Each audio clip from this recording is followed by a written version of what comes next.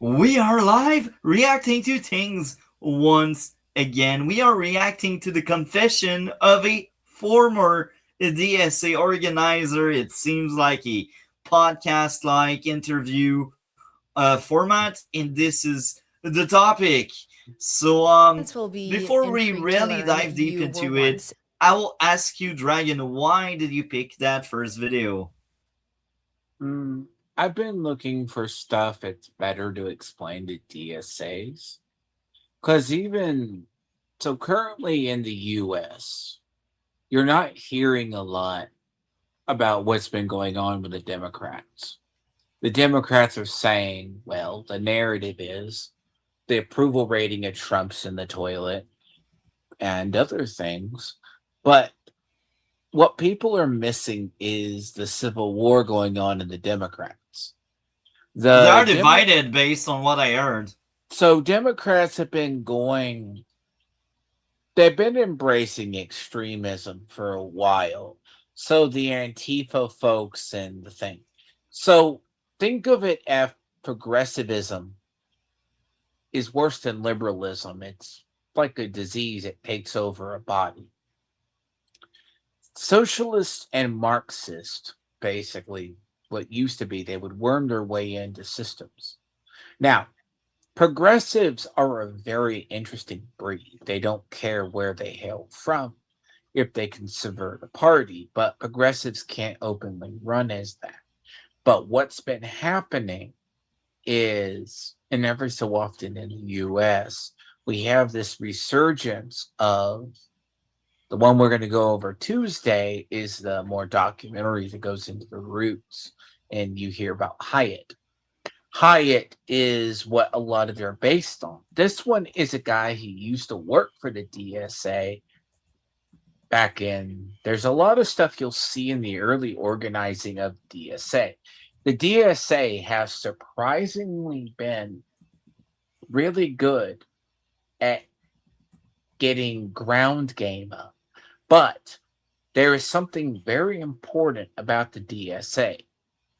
The DSA goes back to a lot of channels like Midas Touch. Uh, there's like a whole bunch, and I have them bookmarked. It goes back to a guy being investigated in China. Basically, well, he's in China because he's a tech mogul. He was investigated before for trying to put Marxism and communism into the UK system. And he was also, if you give me a minute, I'll find the name. He basically has been living in China for a while, and he's married to a leader in Code Pink. Code Pink is an organization that has been organizing against democracies for a while. Now, That's bad. the bare thing about it is he's being investigated. Now, the thing and the reason is showing that shows that his people like Hassan have broke containment. But see, Hassan was supposed to go before Congress. So there is a big network of organizers. DSA is like young Democrats. They've been raised in the school system to basically believe that socialism works, but they don't know the dark side of it. Now, that's why you'll see in a lot of them, they idealistically believe in it. But once you get into the ideology, there's two theories you can subscribe to this. One is horseshoe theory. Horseshoe theory is, think of politics like the horseshoe. The furthest ends of the horseshoe, they're closer together. So if the polls and the progressives say they aren't like far right Republicans, which they think are Nazis and religious zealots, on the other hand, they are religious zealots, but on the opposite spectrum. Now, without religion and without any kind of culture. And there's another interview because a lot of the DSA candidates, like one that was talking to Hannity, he was asked, "Do you believe in borders?" He goes, "I don't believe in borders. I don't acknowledge borders. And I don't think crossing the border into the United States is illegal." These are the type of candidates we're dealing with. These are It's grown. crazy, like These are Spain. grown. These are like grown. These are like grown adults. And the reason one is more in their own words. Mamdani, we said, was a symptom. And everyone's like, okay, let Mamdani run New York.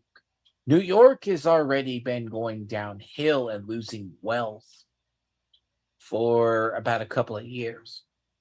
Long I'm story not short, surprised. so here's where we're seeing this. If you call the rise of the progressives was late, middle 2000s, about 2008, 2000, they were in Chicago, Detroit and Chicago. They spread out to Washington, that's in the Pacific Northwest, and into California. It is a very much an extremist movement that threatens all of democracy using the Democrats. The problem is you will hear from him, this guy. I was like, I had to screen it, but I'm not like sure about it because I'm not as sure as the other. Because the problem with most liberals is they'll go, we're not voting for socialists. But I don't know because a lot of Democrats have been being like, if you look at the Democrat platform for the last decade, it's I've seen it called illiberal democracy is what the Democrats want. But the thing is, these candidates, each one of them wants to abolish police, get rid of ICE, do these extreme things, but also free food, free rent. In New York, That's not going to happen. no, Like in in New any York, dystopia. no, in no, in New York, Ma'am Donnie's already moving forward I with. cannot wait for like every criminal in the USA to just go in New York because there's no longer cops to They're stop already him. doing that. There was a shoot. There's been already at least once or twice a week. Like the crime in New York is rising. The Wow! the thing about there was just a shooting at a nightclub the other day. So I mean, Natural selection, I guess. If you no, live you're in New York, talking. it's at your own Here's risk where and you're perils. talking in New York. New York was already in debt. They are in debt 107 billion. Okay, so we get it. We get it. It's a crap hole. So let's start the It's not a reaction now. it's not a crap hole versus they've been operating on functional debt. Yeah. That's fine. We get it. Let's get A into it. diehard DSA member. And I wanted to have you on because we are sitting here in the lovely state of Michigan, where Abdul El Sayed won the Democratic Senate primary by what appears to be an exceptionally narrow margin. It He's a currently stands at lovely roughly man too. 1%. You left the DSA, but you have a very unique understanding of what the organization really believes and how they operate behind the scenes. I'll caveat that El Sayed is not a member of the DSA and he's not endorsed by the DSA, which we'll get into. But his victory is an example of a party lurching farther to the hard left and an appeal that is really impossible to ignore. He supports. So that's interesting. So that goes back to what you were saying. They go further left. This is what's going on. And Well, do you remember Black Lives Matter after the George Floyd riots? yeah, they were They burning buildings. embraced. So Democrats have never found a radical because a lot of the modern Democrats, just to give you an idea, and people who see this, Pelosi and all of them were the hippies burning the bras and doing this stuff in the 60s and 70s. They are no stranger to having political radicals in their group. Pelosi's no exception. And it's just the problem of the next generation is more radical than the ones before it. So when the Antifa protest, I've said this before, and if I ever find this article, I'm going to bookmark it. I remember when Antifa modernly rose. It was up in Portland or Seattle. They attacked a college camp. They took over a college campus cafeteria. And they've all organized in small cells. Black Lives Matter was embraced by the Democrats during the Summer of Love, as it was known. And the issue is they started pushing out their core value voters. So it's only natural that they were embracing the extremists. Now, the issue is it's catching up to them. Not only do Of they course take... it does, because now some of the moderate, they're like, either I don't There vote are no or I vote moderates for left. Republicans. No, there are no... Here's the thing. When the Republicans took seats, they took seats in moderates. What happened to the Democrats is the moderate Democrats started dying out. By dying out, I mean they lost their seats. So you have to realize this has been going on for a while. And you could say it was kicked off by Obama. It's progressives keep pushing, but a lot of people... And one thing I will say, because when you started noticing it in the modern Democrats was, I don't know if Multi, you remember, October 7th was a very big deal. Democrats, it showed they were very anti-Semitic. They showed they had drifted very far. Here's the other thing it showed. The Democrats, let's say Kamala Harris was the nominee. Instead of choosing Tim Walz, who is being investigated or being part implicated potentially in corruption charges up in his state, where all those ICE protests were. They could have chose Josh Shapiro, a Jewish governor of Pennsylvania. Democrats did not want to choose Josh Shapiro in the election. Oh, there's the Doberman. How are you, man? Hey. Welcome.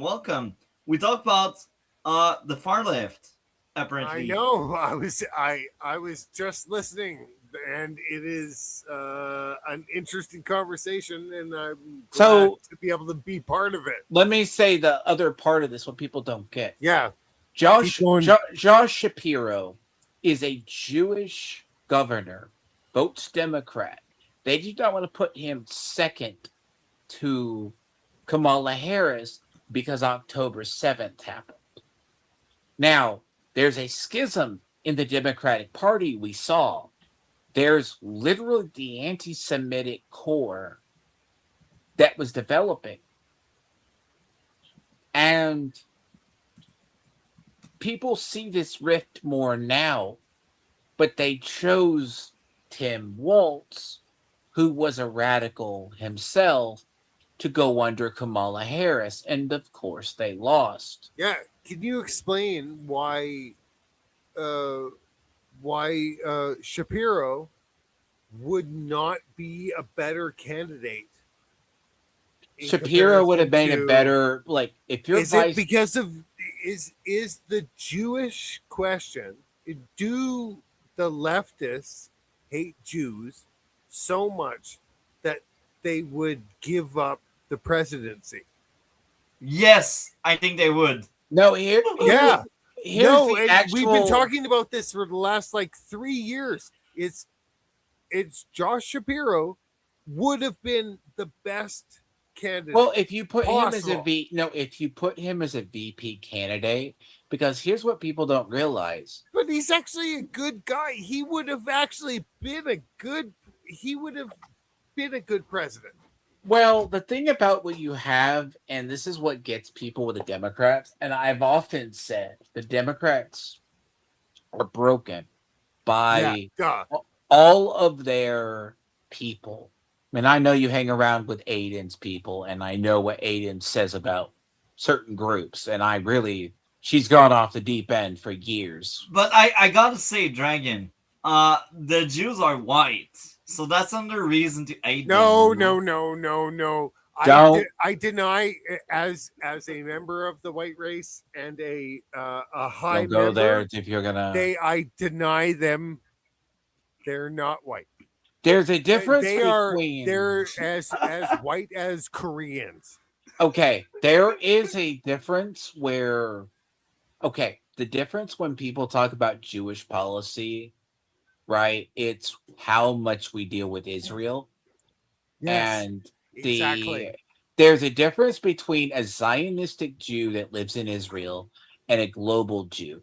A global Jew has already, well, theoretically has been in the cultures for years.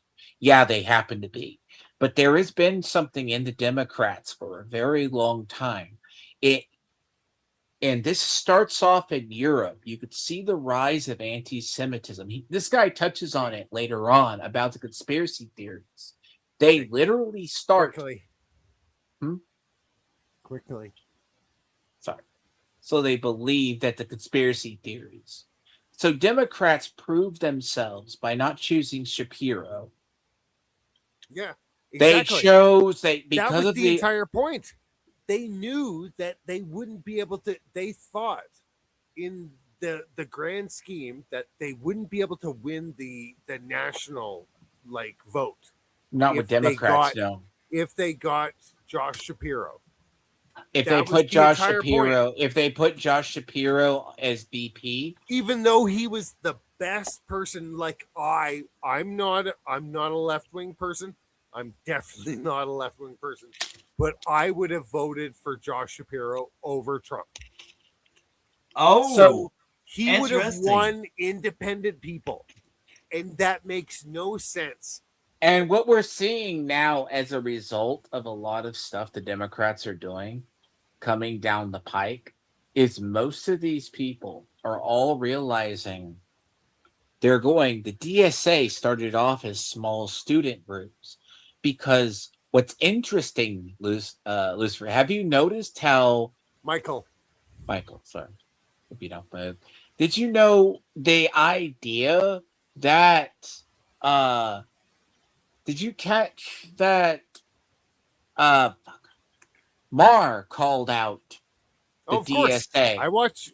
He Bill called Maher. out Hassan Piker, and Hassan Piker got mad.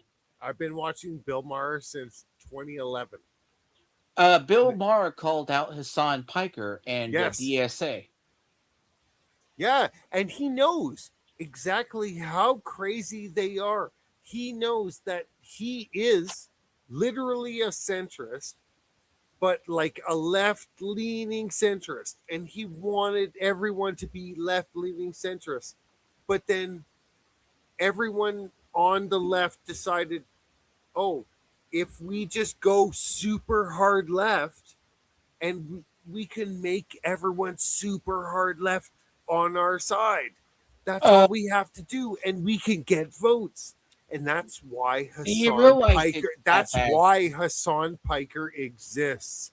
And but the one we were talking about this 7 years ago. Yes, we've been talking people like Hassan, Vosh, people like Destiny, Vosh became Vosh exactly.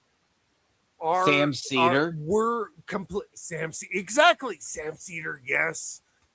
We've talked about these people for years. They've been around. But this is the same on. This is also the same on the right. But let's stay with this. But Vosh and Hassan, everyone started throwing money at them, and they were like, "Oh, hey, you give me like $5,000 a month. Oh, $7,000 a month, 8,000, 10, 12, 14,000, $25,000 a month. All I have to do is just say the same things. That's a lot of money. And just say it again and again. No, I don't think so. I think Hassan was compromised. This is great. I get to live in my apartment in West Hollywood. and porn stars come over and suck my dick, and all I have to do is just repeat the things that you are saying. Give me the I get money. 30,000, 35, Well, 40, that's how you 50, had. $60,000 a month. Hello? Yes, I will. Yes, I No, will. but that's how you got a I couple would of totally the. do that every day of the week. No, that's how you got a 4 couple of the years later, influencers. 5, 6, 7 years later, now he thinks he's like a political activist. He always has Like been. the brain rot. It is mind blowing that he actually thinks. Oh, and he was so stuck in the what is that called when in the vat, in the Nurgle vat. I don't know. Do you know what's funny? Hassan, you forgot. Hassan during the I Democrat forgot. conviction. Did you forget he got kicked out? That's hilarious. Anyway, let's play more. I'm curious to hear that interview. That sounds very fun. Supports Medicare for all, abolishing ICE, ending military aid to Majority Israel, of the Democrats causes still Oh my believe God! this. Look at DSA. that forehead. Abolishing ICE, folks. I hear that. I laugh. Look at Spain. Like Spain, they had like No, Spain is a let symptom me of something else. Wait a minute. finish Dragon. So He wanted Spain, where they had the border opened, they registered between 5 and 8 essayed in a full year, and now it's been like 2 weeks. They were invaded, and the end result is they got registered twice that number within 2 weeks.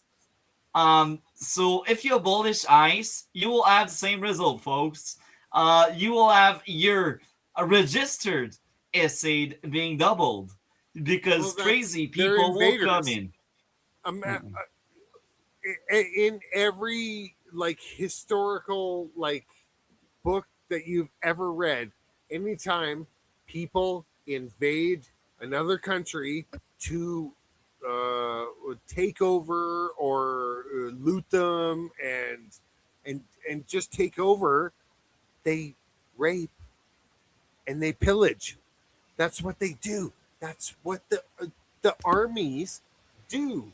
You can't get thousands and thousands and thousands of men to come to another place just for food. They want to do other things. So the part of what people forget about the part with Morocco was we covered this and I brought this up. This was a Supreme Court ruling in Morocco from Spain that said, Michael, you can't deport people who come in by sea. And I know. You heard I know about the it. rule. I know. I was talking with Sargon and Nate, Mr. H reviews. We were talking about that, and we went over the entire rules and the laws. And and then Spain, is so stupid, dude. Then Morocco, in an organized effort, dumped a whole bunch of migrants on them. And did you see what Spain's president did? Yes, and just gave possible citizenship to 500,000 people. Basically, it doubled the island. It doubled the island's It's like being population. in Canada. You might as boost the GDP. Boost the GDP, folks. Boost the GDP. No, the president said in the unironic moment, we were going to have issues, so bring in unskilled labor people. And everyone was like, the EU gasped and basically said, this is not how you get people in. That actually caused the EU Parliament to start voting against anti-migrant legislation. Yes, good. I think that's good because do you know what the biggest part is? The south of France has some serious issues where France meets with Italy. where the Alps are, there's a serious problem with the amount of people that are actually there, and they want to deport a whole bunch of people, and they've like banned people from like actually renting homes, and they're trying to figure out ways to not be racist. But then all of a sudden, Spain imports like like 100,000 people. So They are they're gonna Canada go there. size, They're but gonna go in there. Montreal, they are Canada size, but all located in Montreal.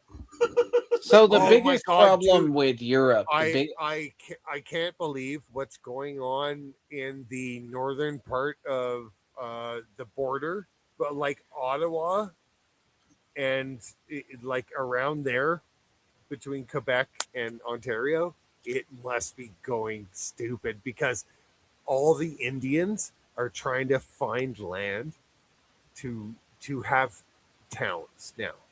It's so stupid. Like Brampton is becoming too full of the Indians, so they're all trying to move to Quebec. Are you kidding me? No, I'm not No. kidding you, dude. No, No. and they're fighting. That's why there's actually Are you kidding me? there's actually a law now I that they're trying to fight against because of the language law. They're trying to fight against that so they can have No. Hindi no. law, Hindi language going on in Quebec. I hate Quebec, even if I live there. I hate my province. I think we are the worst province in the country, and the only No, reason do you know why what? I I think Quebec needs to like start digging their heels down. we won't do I that. used I You know used to why? hate You know them why so we much, won't do but that? You know Why? why we won't do that? Money. Because most of the Quebecers are effing far left. We are Yeah, I know. socialist by nature. We They don't would like suck the- they border would suck by the dicks of nature. The people that are punching them in the face. Like we have the most extreme tendencies when it comes to like effing politics, and like there's the fringe minority like myself that's like, that's ridiculous, don't do that please. But like we are the very very small minority, and this is why we never had a conservative government. We never had I one can't believe it. I in thought the Quebec Bloc history. Québécois. I thought the Bloc Québécois was Nope. a conservative, like the Nope. far right. I If- thought it was. If the bloc wasn't there, all of the percent of that block, like if we take the block like federally, you can see right now the they have PC, like 20. Parti, the PQ, the Parti Québécois. Yeah, the Sorry. block. Yeah, that's what I'm saying. Like the block right now, they have 22 seats, if I'm right. I can't remember the exact number. I think it's 21 or 22. And my prediction, if the block wasn't there, among these 22 seats, I can see up easy 10 to 12 seats going to the Liberals, and the rest would be divided between like How? conservative and NDP. See, this doesn't make any sense to me because I grew up in Alberta, and all people in Quebec would go from being the far right leaning to the Liberals or the NDP. No, And they would I'm telling switch you, sides. It doesn't make any sense. I swear to God, Canadian politicians are the most like jello fucking they're jellywigs. They have no they actually do not believe what they're saying. And I'm sick of it. I'm sick of it. I'm telling you, if the bloc wasn't there, most of the bloc seats right now would be Liberal. And I know. The other half would be split between conservative and NDP. So a lot of what I think's happened in Canada, Michael, you know as well as I do, about 10 years ago or so, prior to Trudeau, and even then you started, let's assume you guys were subtly milquetoast conservatives at best on a good Yeah. day. You would have been considered rhinos, but it was a better Yeah. place. But Because conservatism back in 2015 and 2014, 2010 even. Yeah. Well, yeah, even then, it was like, okay, we're just low taxes, make sure that make sure that the small businesses weren't getting taxed out of their minds. And hey, you immigrants, okay, that's fine as long as you work and you come in legally, and that's fine. So now it's gone like astronomically to the 12th degree on everything that we don't want. But you guys got what And- what hurt you guys, I'll say this in Canada, is at one point when the upcoming modern progressives and social progressives got in, they took over your place with PC, starting with PC culture, and it got worse. Yes. Yeah. Yes. And again, to close off before we play, Quebec is probably the second most progressive province. I say second war. Next to British Columbia. Yeah, and British Columbia, you know what's funny? Even if you guys are the most progressive as a province, I still think there's more like common sense people among you guys than Quebec, simply because I can see you guys electing a conservative government. Well, Quebec will never have any conservative government. Like I would agree with you on that. Yeah, I would agree with you on that. There's concentrations that make it so you can have like actual MPs in like a couple areas, because we have so many towns and so many areas that are just natural resources. It's just natural resources. It's not Vancouver. It's not Victoria. It's not Nanaimo.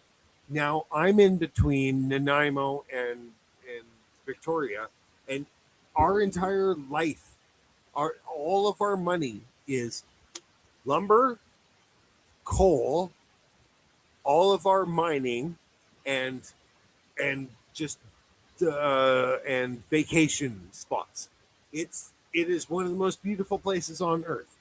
So everywhere that you go, everyone is trying to like grow their own food. They don't care about like getting electricity from everywhere else.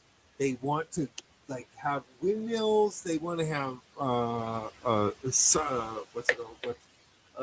panels. They literally, there are people. I was actually out in a place just west of Comox, and people are actually on their front lawn, and they're on stationary bikes to build up power for their own house, just to sit outside, and they just listening to music, and they're just sitting on stationary bikes, just so they can fill up power for their generator.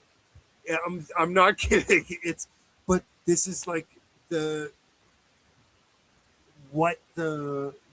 everyone thinks about it out here. They don't care about what everyone else is doing. They're just caring about what every neighbor is doing. Hey, you want apples? Hey, I got apples. You need food? I got food. Hey, I need somebody to get on the bike. Oh, I'll get on the bike for a second. I've got more energy. That's how it is out here. It is weird. It's weird in comparison. But wouldn't you say this is because shit from like Kirsha and the people out on the East Coast around like what's it called, New Hampshire and Massachusetts and stuff like that? It's like no neighbors actually talk to each other anymore. You don't know who those kids are, and you wouldn't even care, and you want to fuck those people. Anyway, let's play more of the video. We are still very early We are still very early, so let's hear more about what they have to say. As we know, AOC, Bernie Sanders have all campaigned with him, and so did Hassan Wait, Piker, pause which we'll this. also get into. Pause it. He's not Who the is only this girl? sign. In Wisconsin, Francesca Free Hong, press. Where's this jail, Dragon? Free Who is press this? reporter. Really? Yeah.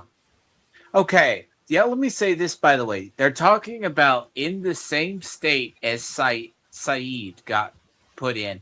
He's Is claiming that, not Massachusetts? No, it's not. Michigan or Minnesota. Not Michigan. No, Is that Minnesota? Is it? No, Or it's Wisconsin? what's Pittsburgh? Pittsburgh. No. Mm-mm. It's where what's it called? The Quarterine lives. Hold on. So Saeed has been a very controversial candidate. He's had a lot of Bernie Sanders come out. Hassan's been coming out for him. Yeah, you're talking a guy. They're like, well, Democrats need to embrace this guy. But how many other DSA candidates have been kicked out? There was a black guy. He had sus tweets. Plattner got Me Too'd out. Mm-hmm. So I guess we can play now. Yes. proud DSA member, is likely going to win the Democratic primary for governor next week. Meanwhile, back home in New York for me, Mamdani is the city's top official. In June, he endorsed 2 members of the organization who ultimately won their district's Democratic primaries. In deep blue New York City, they will almost certainly become the next Congress members. A third of Democrats Michigan. now say that they are Democratic socialists, according to a recent Abdul CNN poll. Saeed is And the Michigan. organization is now the he is largest Michigan? socialist Sorry. group in American history. So now more than ever, Americans need to understand what this organization is trying to achieve, both in American politics and in American culture. So I want to Milwaukee start is in 2013. You're 27, if my Saeed? math is right, and you Yeah. joined the DSA. Al- Why? Oh, I thought I had thought been involved in the Milwaukee was Wisconsin. Oh, wait, Hong was doing Milwaukee, right? She's another special ed case from another one. No, Hong. It was. Sorry, because. Sorry, where's this? Yeah. No. So let me get this straight. So get you set you straight. Ayasid is running for in Michigan. The Hong lady who said all sorts of dumb shit as well. She's in another state. She's a special ed case too. Don't get her confused. There's a bunch of nutty DSA people. We can continue.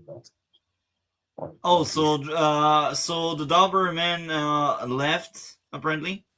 Maybe something happened. Dude, you can continue.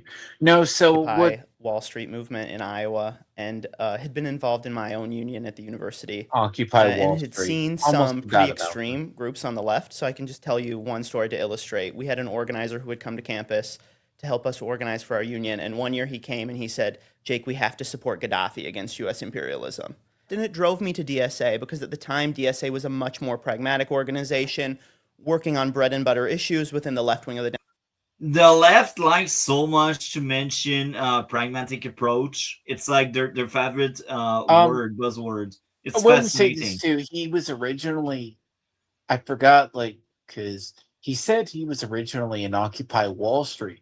The Occupy Wall Street movement was a very interesting movement. It was a bunch of hippies sitting on the street saying, get rid of the rich. That's when Tim Pool gained his fame on his YouTube channel covering it years ago. The interesting part is if he was part of it, he goes, oh, I was part of this and you need to support Gaddafi. Okay. Hence the And the word. Dober is back.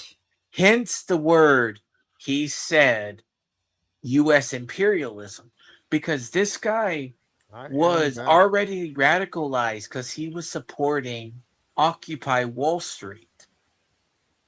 Now, that's a entire topic to itself someday.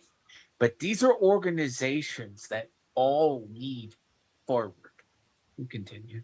So you didn't miss much, Doberman. I was basically saying The left adores the word pragmatic for some reason. They just love it so Progressives much. do. Yeah. Anyway, let's play more of that video about Democrat socialists on the rise. Democratic Party, generally aligned with European social democracy, not with let's support Gaddafi because US imperialism is evil. When you joined in 2013, how would the DSA have described itself? It was much more social democratic. It was very old, very white.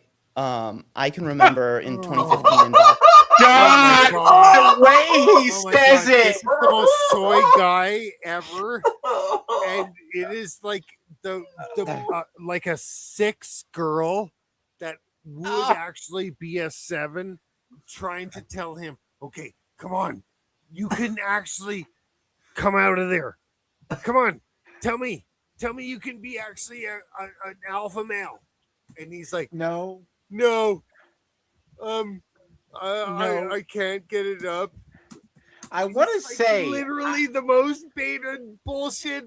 He should be sitting in the corner in the hotel room okay, while here's a while funny his thing. quote You're unquote saying this wife guy is is straight. getting banged. No, you're saying this guy is straight. I believe he's gay.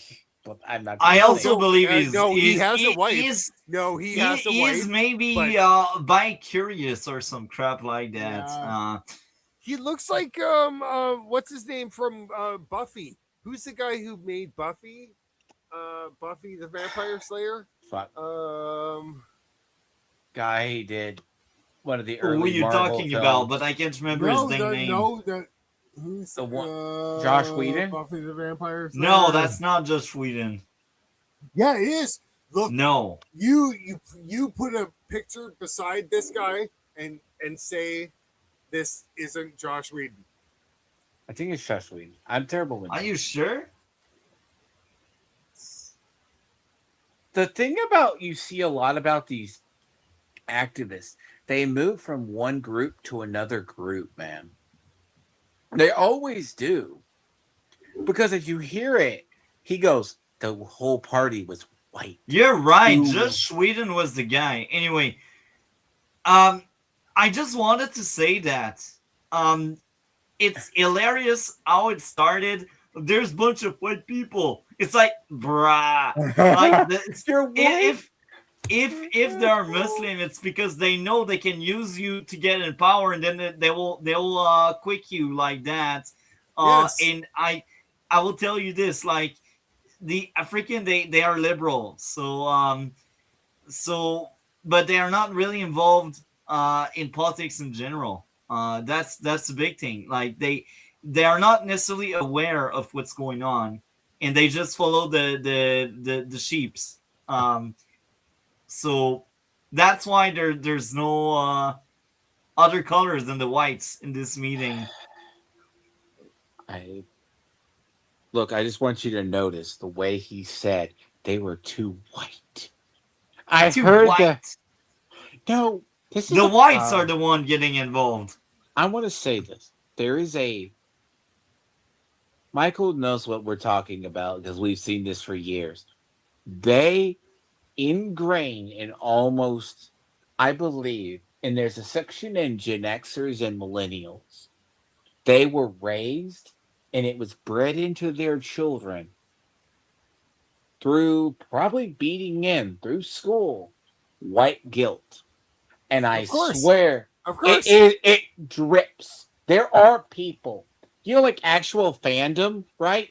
Actual Yeah. fandom Yes. drips, but white guilt, dude. Because it's the whole we can't be awesome, so maybe we can just say the people that are awesome around But us I will are say this. the bad people. It's Because just of- about being it's about the oppressed versus the oppressor. It's the Marxist mindset. Progressives always That's need to why struggle. Yuri Bezmenov was talking about it from the beginning, from back in the 80s. It's the oppressor wants to do just like no matter what's going on, if they're feeling bad about anything, just say the people that they don't like are oppressors. That's Actually, all you the have whole- to do. It's the whole thing, too, it that goes is what weirder. wokeism is. And you know what's funny? Wokeism will erase a lot of whites because they don't want to make kids. So we will go extinct because of the leftist mind. Actually, there's far worse when you start looking at what happened. The reason why we get the people like the DSAs and organizations now, it's because a lot of the Democrats moved. Because when I mean progressives are a movement. They don't give a, it's like corruption. They don't give a damn what your party is or what you believe. They'll still use you. Progressives a century ago popped up in Republicans first or conservatives. In the modern era, progressives spawned out of the Democrats. And they have been in the Democrats as far back as Oh, a they're the easiest to manipulate. Have you ever seen the movie Idiocracy? I heard Yes. about it. I want to see it. That's on my watch list. Wait, you haven't seen? Okay, so I know the premise. yes, A YouTuber I but like spoke about it, the and I really entire want to see the planet movie. is completely dominated by the United States, Canada, and Mexico, and by breeding of the stupidest people, Canada, the United States, and Mexico Actually, is no. the smartest people, and they take over the entire No, world. that's actually not as good. There's a whole explanation on that. There film. is, yes. No, the beginning of that film is actually the core beginning of that film, the first like 5 minutes, it's an educated woman and a husband, right? She's working, she doesn't want to have The kids. smart people don't want to have kids until Because they want to have until kids they're when late. they're ready. She's like, "Oh, Yeah. I froze eggs and I'm gonna put 5 babies in all of you." oh yeah, he didn't know. There's a Mike Judge used this. He took that as a skit. He took that as a skit, a joke with a friend, and it turned Yeah. out that's actually what happened years later. Upper class people who are wine moms or working in their 30s refused to have kids, while stupid people and uneducated people started having more kids. Yeah, multiple, And like then 5 kids, like and then native women who can't even pay for their own food bills are having 7 kids. And then it's actually that the educated class stopped having kids because her husband wound up dying of a stroke. And she goes, "Well, there goes my family." Yeah. Like, and this is like it was the 90s meme of the middle-aged woman who didn't want to have a kid because, like, their cat moms at 30, their egg carton's turning sour. Yeah. And whatever Well, else. the egg carton used to be a meme for everyone. I Like, mean, no, even Idiocracy Shoe on is a Head beautiful got- film. Even You Shoe need on to Head see it. People need to used see to it. get egg carton memes, and now she has a baby. Thank goodness. That's Never mind. hilarious. Anyway, let's play more of And it was a that. few Thank you. older men and I who were the core of the old DSA chapter, and night and day between DSA in 2015 and now. It went from this, like you say, Dude, who pretty wants to moderate be naked with social that guy? political group to a cultural juggernaut that it is today. And I want to get into how Okay, let me say something here.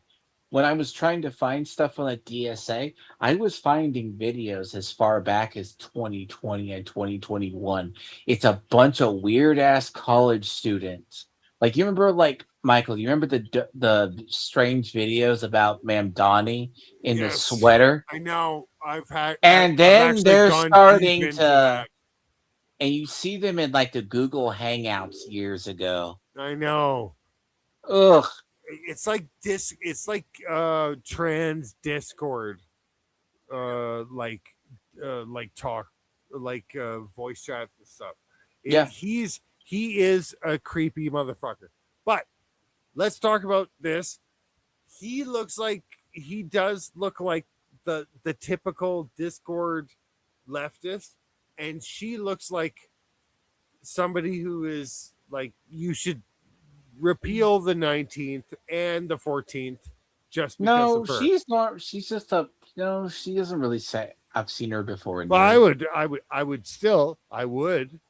but still, repeal the 19th. She's just an interviewer for the Free Press. Give her Repeal a the break. 19th.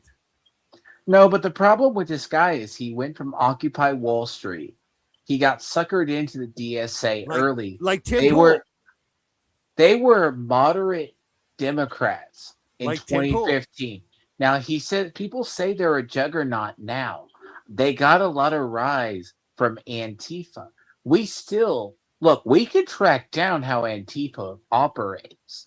DSA is operated Singh is the guy's name that we've been trying to investigate, I believe. He has been funding a lot of organizations through Midas Touch. A lot of these organizations yes, the Hassan's talking to the guy who is him. talking with the CCP. I'll get his The name. guy who's the guy whose wife is like actually the face of the industry. No, it's his wife is Code Pink. Yeah. That's who I was talking. Yes, exactly. Yeah. So a lot and of that's what why he got. Anyways, keep going. No, but I was going to say he has been behind Midas Touch, and I have this stuff bookmarked. I've been meaning to go over it one day, but it's like there's an investigation into him now, and there's like 3 communist organizations in New York, and they all use the same building. Shocking. This shift It's almost happened, like they're and all I wonder the same when you first. industry, and they No, just, do you know what? They just like take NGO money in and they launder it between themselves. It's never modern happened money before. laundering, folks. Well, you should come to Vancouver or Victoria sometime, where there are entire business like entire buildings that they pay each other through NGOs in Canada. It's so stupid, dude. My niece right now, she works with taking care of autistic kids that their families cannot deal with them. So she's like a full-time daycare person. So I just want to say she has 70 clients. So the guy that I'm talking about. Person. So the guy I'm talking about is Neverroy Singham. He's run Breakthrough News, Midas Touch, and the People's Forum of New York City. People's Forum in New York City. And he has been linked to funding money to a lot of socialist groups in the U.S. because he sold his tech firm off, and he's been living in China, and he's married to a founder of Code Pink. So have fun. Yeah. So I guess now we can play more of that. Notice this fundamental change. Yeah, I noticed it pretty quickly. So I joined in 2013. By 2014, a group called the Left Caucus was formed that advanced a lot of extreme views. And old guard DSA members, my mentor in Boston DSA, I remember him saying, I don't agree with hardly any of this on a whole host of issues. You know, DSA was a Zionist organization, people. Zionists were welcome in DSA. And there was a concerted effort to change that, and it was very successful. They've completely transformed the organization. They threw open the doors to extremists on the left. I think part of that has to do with the changing demographics. This I was really, really shocked to learn. 1991, the median age of DSA survey respondents is about 50. In 2013, it's 68. Then something shifts following Bernie Sanders' failed presidential bid. And by 2018, the median age was cut in half to 33. And by 2021, about 3 in every 4 were younger than 40. Okay. Here's how this happened.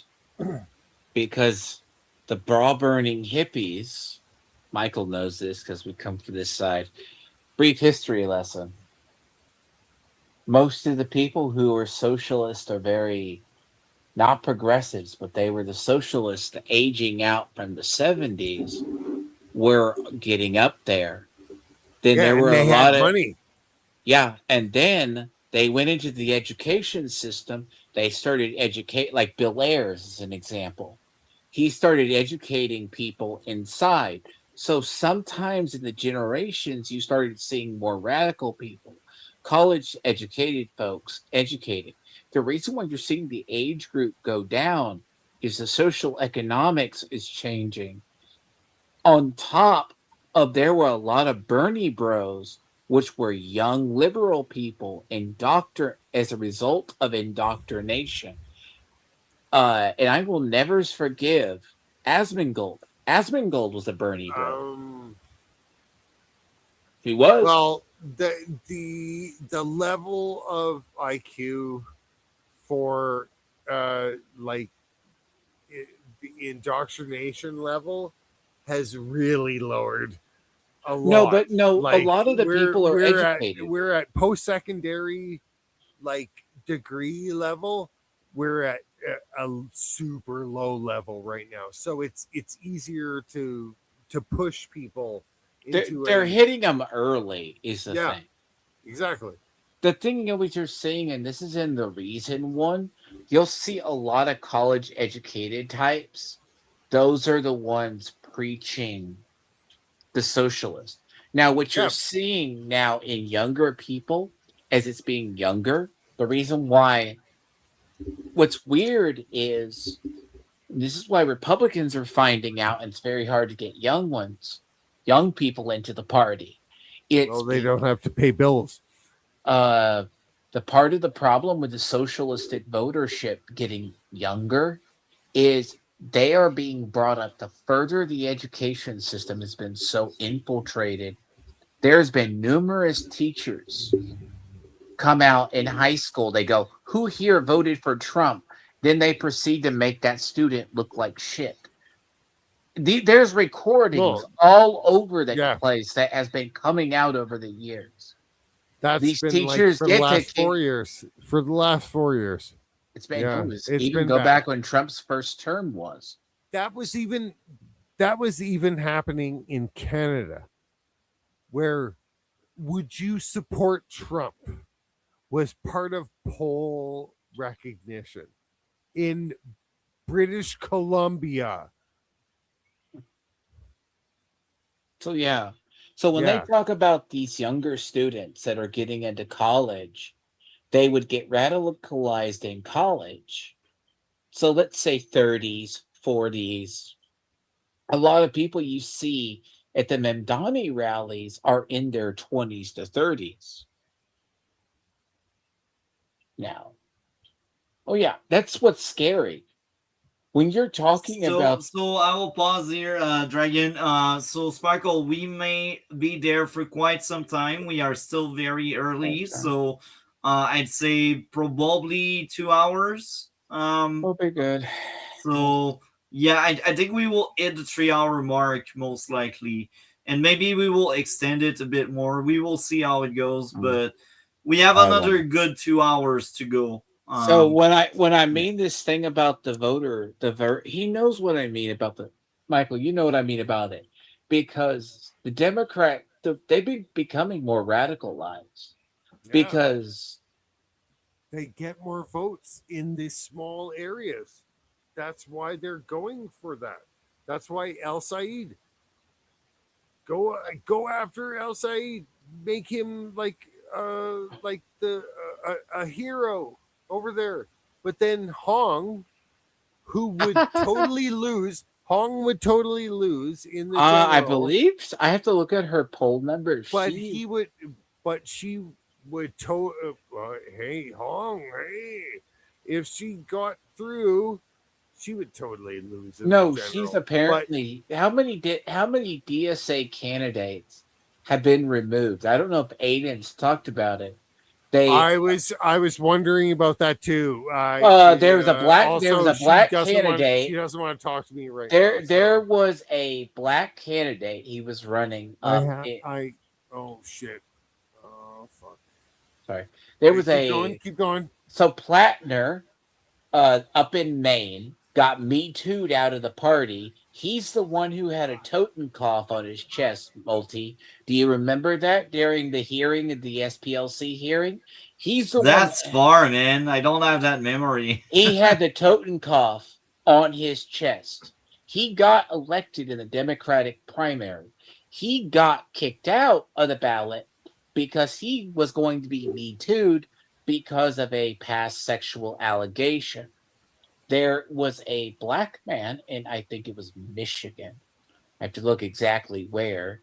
He was taken off the ballot after they found some problematic tweets on social media. Now, Hong, or her, the Asian lady who married a white dude, and she hates her son for being, she hates white people, and her son's half white. God, okay, that woman's a whole special case.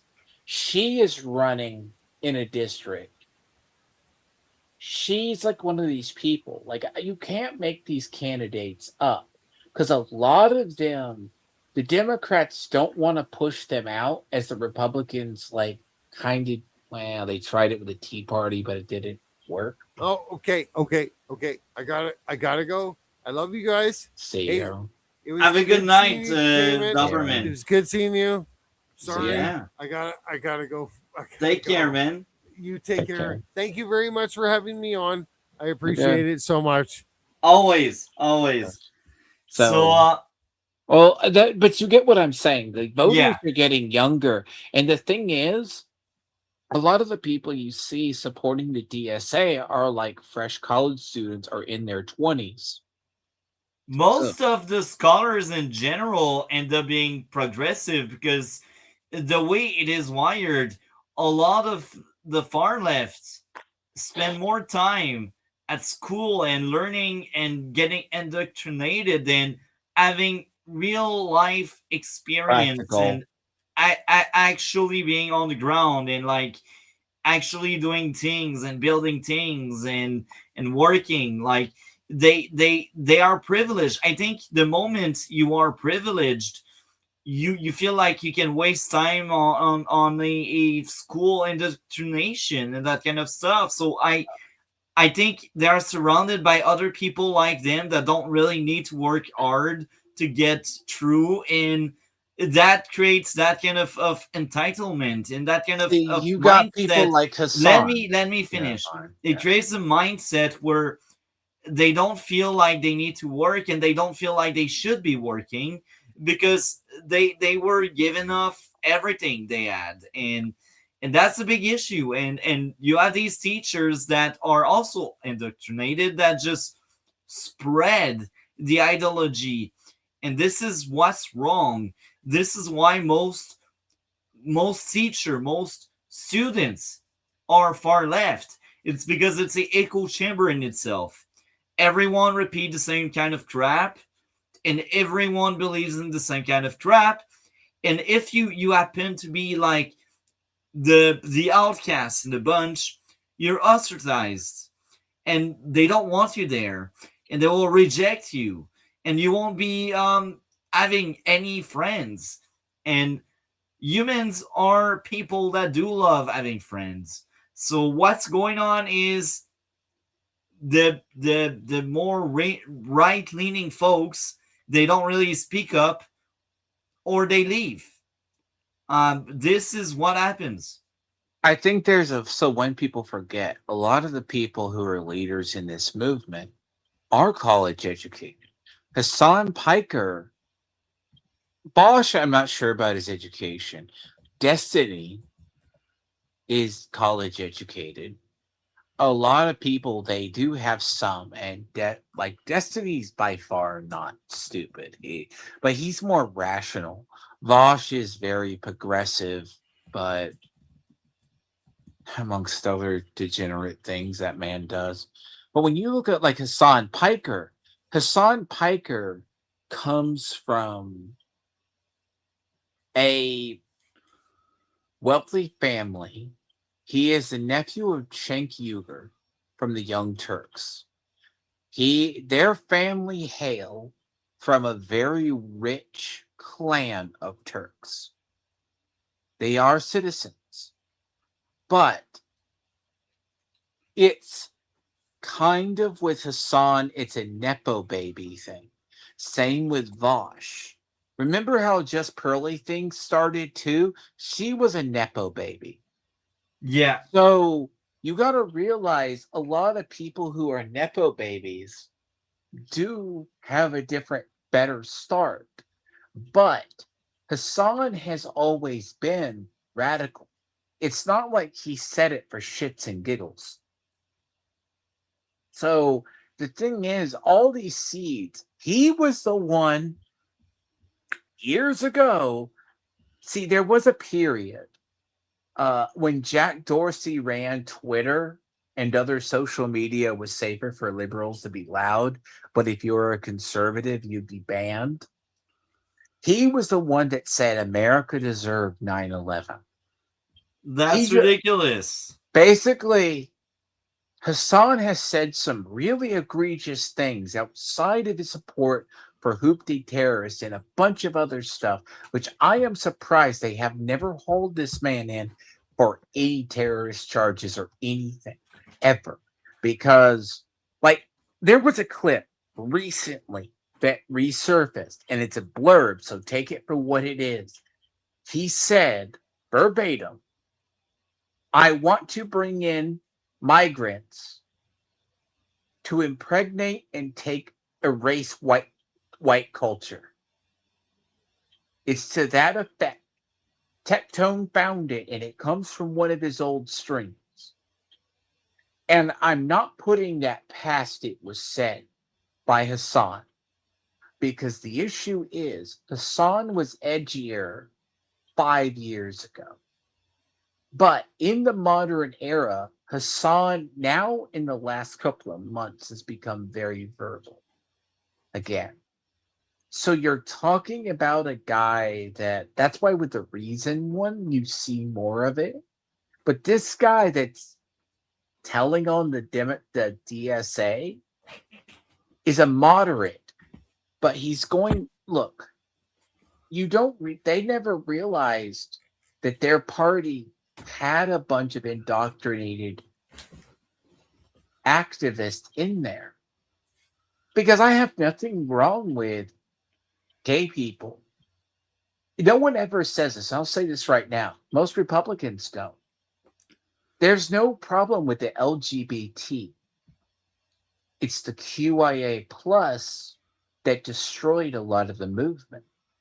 We warned the Democrats about this.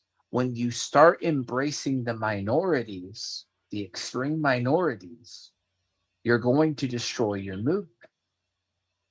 And that's spot on. That's the thing, because the LGBT are fine. It's the QIA plus people who cause all the problems. And I hate saying that. That's one of those things. We warned them. The Democrats themselves had other policies. Eat the rich, that type stuff. This combined with a generation that lived through the 2008 crash, where the markets tanked and it looked like that generation wasn't having a future. They see the rich getting richer. This is how socialism always rises until people get smarter. What's happening behind the scenes? And how did this younger, clearly more radical group take hold? First of all, I have to say that there was a degree of influence from academia that played. Exactly what I was saying. So you're surrounded by effing leftists, so you will turn out to be a leftist. If all of your teachers are leftists and they indoctrinate you, you end up being a leftist. What did we say? I didn't really pre-screen this fully. I kind of browsed it. Academia, folks. That's dang right. Played a huge role in this. So, and it's not all people who are undergrads. There were people in the organization who were teaching, who had these views by 2015, and were advancing them in the organization. And there were debates at the time about how much Leninism do we want to let into DSA. Wait. Oh, Did I hear the word debate in the left? They do actually debate? this was a long time ago. They debate. The left debates. No, they were saying, how much do you want Leninism in there? Here's the thing. I'm going to say this. Modern liberals, when you talk about what is Trotskyism, what is Tankies, what is Marxism, Leninism is like, look, unless you know political theory, and even I am not as well versed as I should be, they don't know the meaning. Like modern people call what Lenin believed. Now, let's say what Marx believed. Karl Marx may have came up with the idea of communism as a root. Lenin progressed it after he returned from Germany. He was exiled to Germany during World War One, prior to World War One, sorry. And then Germany was losing the war in World War One, right? So they sent Lenin back to Russia to screw with the Tsar. The rest is history after that. Then that gave rise to proto-communism, aka Marxism, based on the words of Marx. Then Lenin had been shot a stroke. Stalin took over, turned it into a more different form of communism. And basically, what modern people understand about socialism and communism is very radically different unless you know the history. The fact alone, he tries to call it Leninist, like that's a very ancient form. That was a brief period before Stalin hijacked the movement. But language is always key with these people. But yes, it came from the academia, the people who were educated. Back to the thing. This is that type of stuff that has been floating around academia.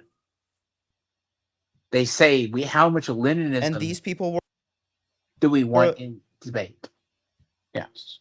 they eroded any resistance and any core of anti-communism that remained within DSA. Anti-communism became forbidden.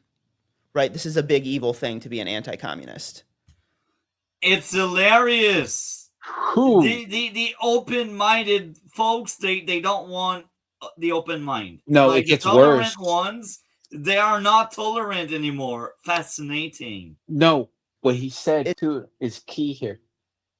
When the proto-communists, the people who wanted to believe in socialism or communism, right, wanted to interject the ideas into the DSA, they started pushing it out, and they called anybody who wasn't.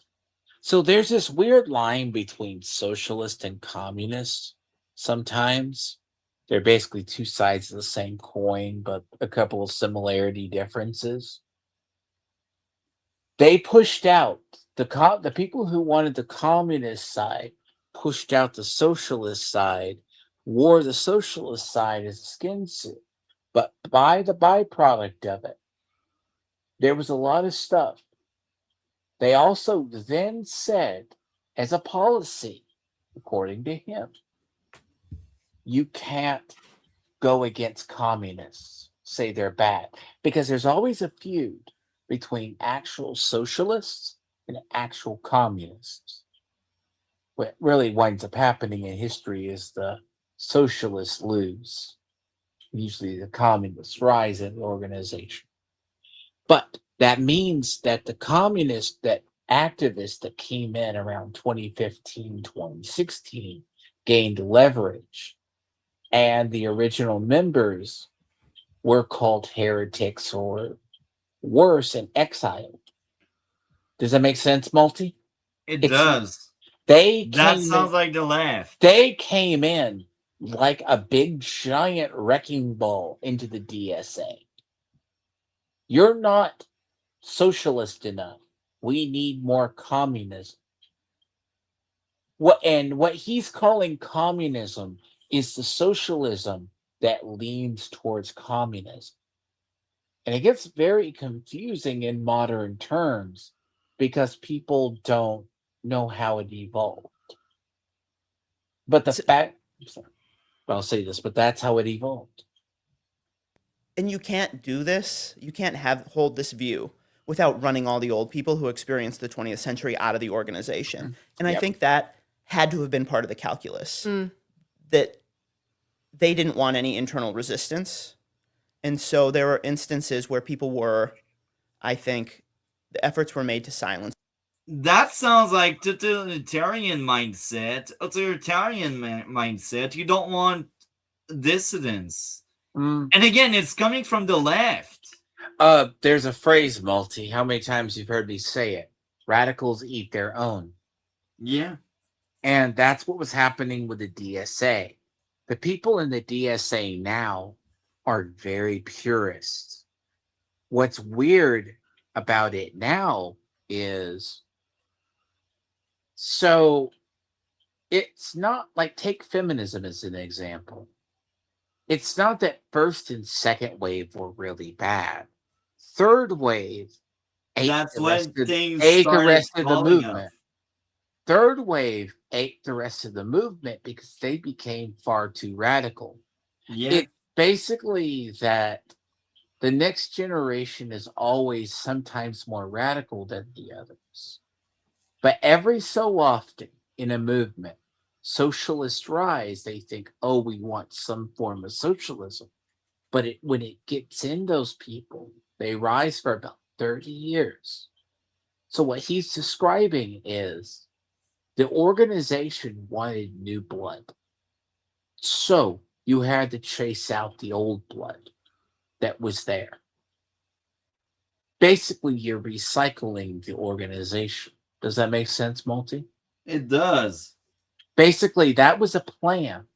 You are going to chase out the old ones who have witnessed what communism and socialism did, right? They know the history. But the ones coming into the organization don't have that history. So they're more likely to be radical. People who dissented. What did that look like? You have this case in 2017 where a longtime union organizer gets elected to the DSA National Governing Board.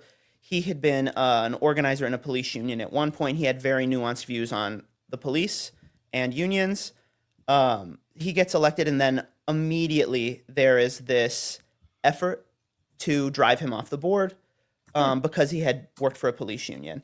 And he was accused of trying to hide that he worked for a police union. Everybody, according to him and other people in the local chapter, everybody knew. It was not a secret. That sounds so totalitarian. It's hilarious. The irony there. The tolerant ones.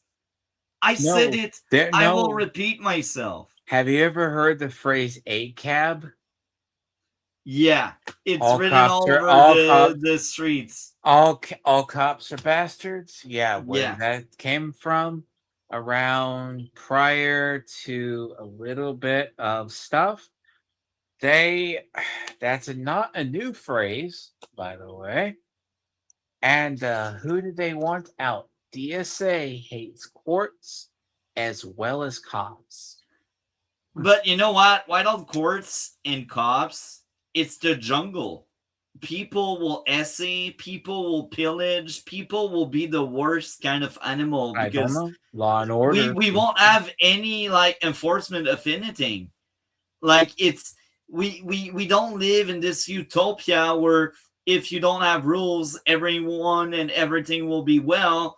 It's not happening. I'm sorry, humans are savage in their core. That's why we are like we have I can't remember the exact word, but like sometimes we have flashes where We have thoughts, intrusive thoughts. That's what I was You're searching thinking for. of courts and Intrusive thoughts. Intrusive so thoughts. basically cops And and let me systems. finish, Dragon. That's fine. Intrusive thoughts. Mhm. That's when you think of something you don't want to do, but it still goes through your mind. We are animals, and I'm sure a lot of these intrusive thoughts would be put into action if we didn't get the laws and the cops and the enforcement around like being civil and making sense and being based. Um, it's all thrown out the window if there's no cops around. So again, it's crazy to think if you take out the cops, everything will be good.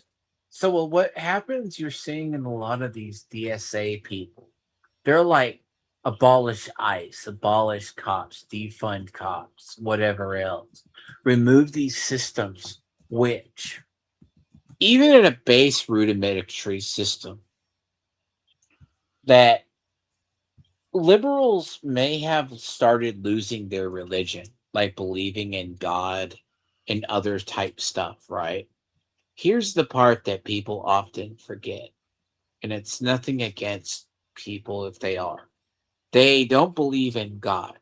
They replaced God with the state.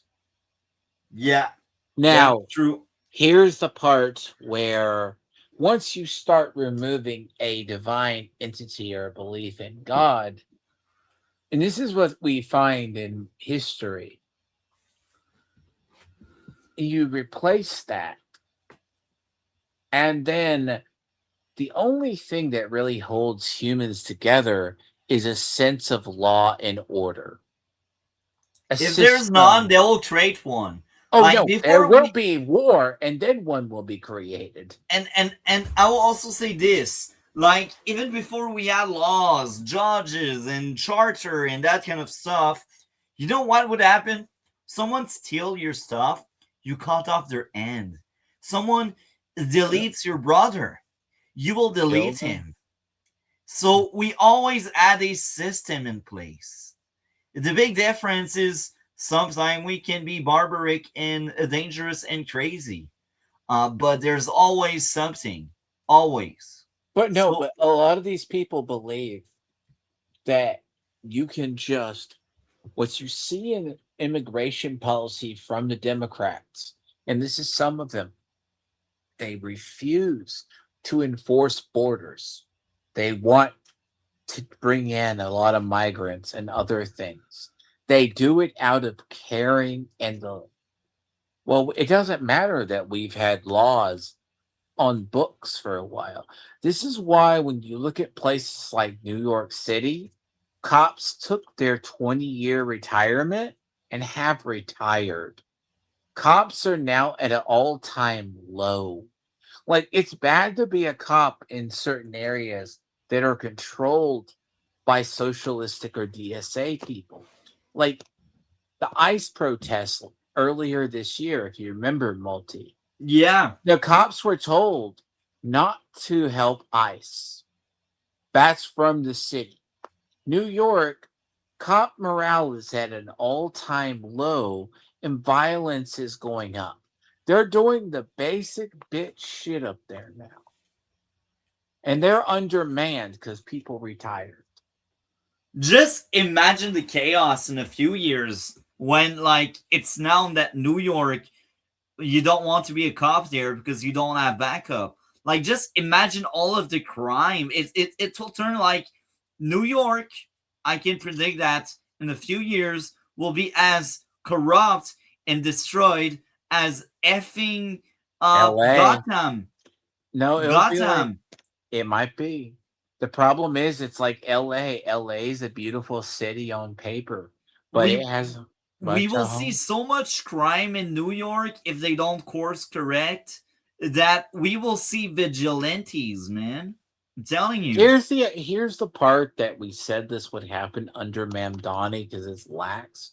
Because I remember shortly after Mamdani got elected, some two Arabic guys made a homemade explosive nail bomb yelled Allah Akbar, threw it into a crowd, trying to blow up people.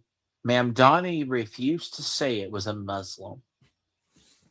And on top of that, this is after, bear in mind, this is in a city that saw 9/11. But what's interesting about New York City right now is we are now 25 years removed from 9/11. That city is no longer looking like the city of Giuliani. That's how far that city has gone. That, and the issue is they openly voted in Mamdani and all his people. Let's play more of that video now. That he had this long career and had worked for a police union.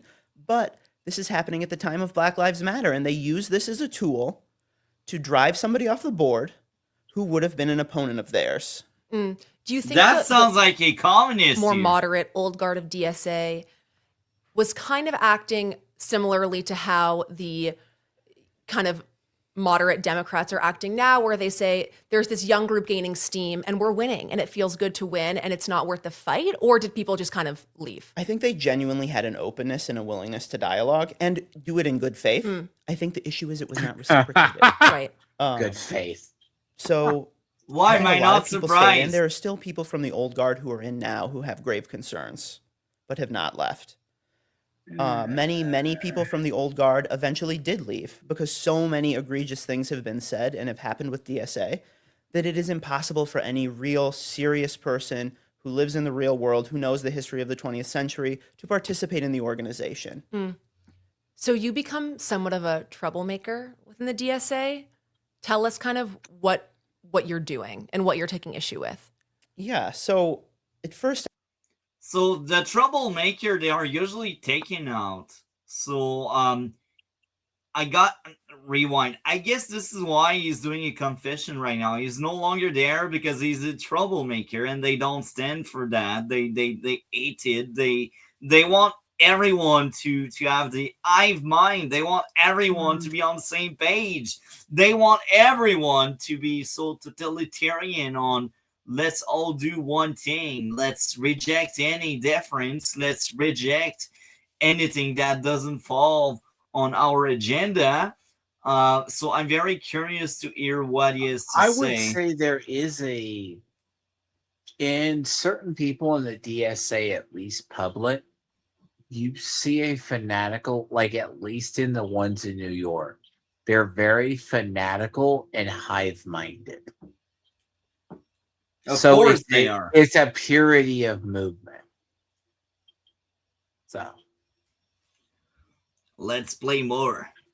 I just began having conversations with people because I had heard some crazy things. I was still involved locally after I moved to Michigan, worked with some DSA members, was still a DSA member. I can remember that DSA issued a statement, I believe it was late 2018, early 2019, about the Venezuelan, the situation in Venezuela where they defended the Maduro regime.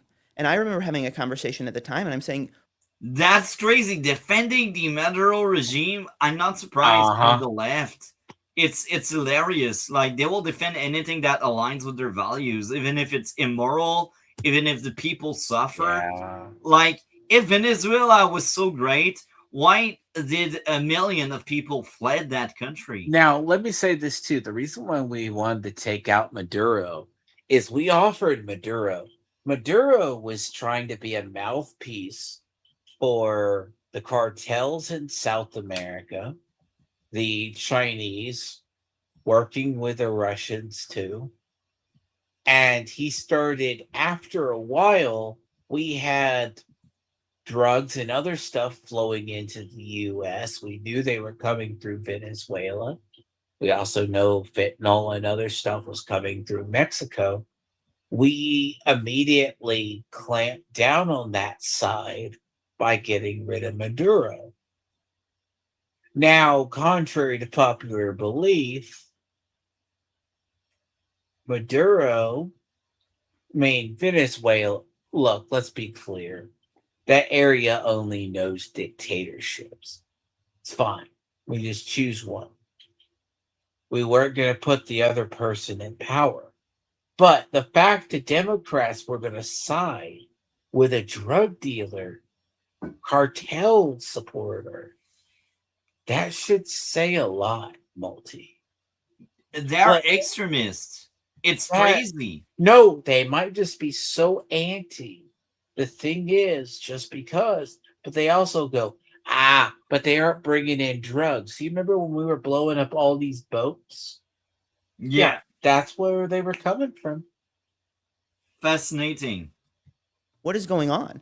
We should not be defending the Maduro regime. They're killing people in the streets. How do they respond when you make claims like that? They double down. I mean, the end of that conversation was, They buried their ad in the sand. Like liberals, when they're far left, you will show them proof. You will tell them it doesn't work. They will still force themselves into thinking it can work. It will make it work. Like the meme out there that says, I will do it right. Like everyone else got it wrong. I will do it right. It's the perfect meme to laugh at the left when they keep thinking and burying their head in the sand, saying Actual this time is the socialism right has never time. been tried. Yeah, True socialism true socialism has never been tried, but it's always failed. yeah, You yeah. get they and this is something you see through the left and liberals. Yeah, conservatives are a little bit stubborn, but liberals will always say, "Oh, guys, I know we've tried this before, but let's try this differently." And they'll be like, "True socialism has never been tried, and everywhere it's been tried, it's always ended the same." Argentina broke for decades. Canada is dying. China, well, if you're the government, you're happy and No, rich. look at If the you're the people, you UK. suffer. Look at what's happened in the UK. That's basically one liberal policy built on top of another. Yeah, And then you would think every one of those policies starts off, like he says, with a goodwill, good intention. Oh, we need to fix homelessness. There's drug. No, people are doing drugs, clean needle programs.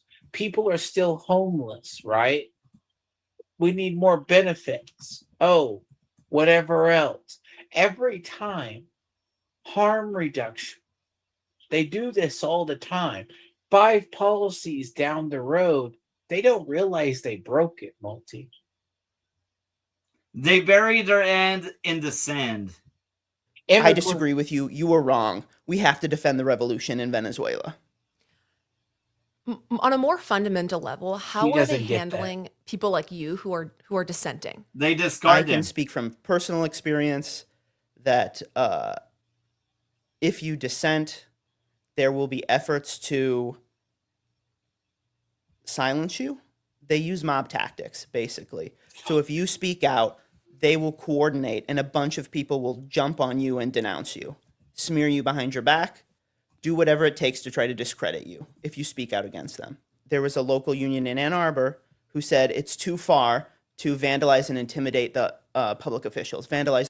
I pause here because it's crazy. I believe that. I believe that because it's the far left, because it's communist ideology. They can't cope with another point of view, so they will do everything they can to shut it down. They cannot let another side actually voice their opinion, because that will offend them and their truths and whatever they believe in. So of course they will do cancel culture. They will do everything to discredit you, to make sure you don't talk. And maybe if you don't talk, they will be right. I will say I believe there was a point with liberals in the modern era, and I say this in the modern era, they will used to be reasonable. Used to be. Okay? But guess what happened? They stopped being reasonable. They stopped listening to the other side. Does that make sense? And they place anything that comes from the other side in the same bag.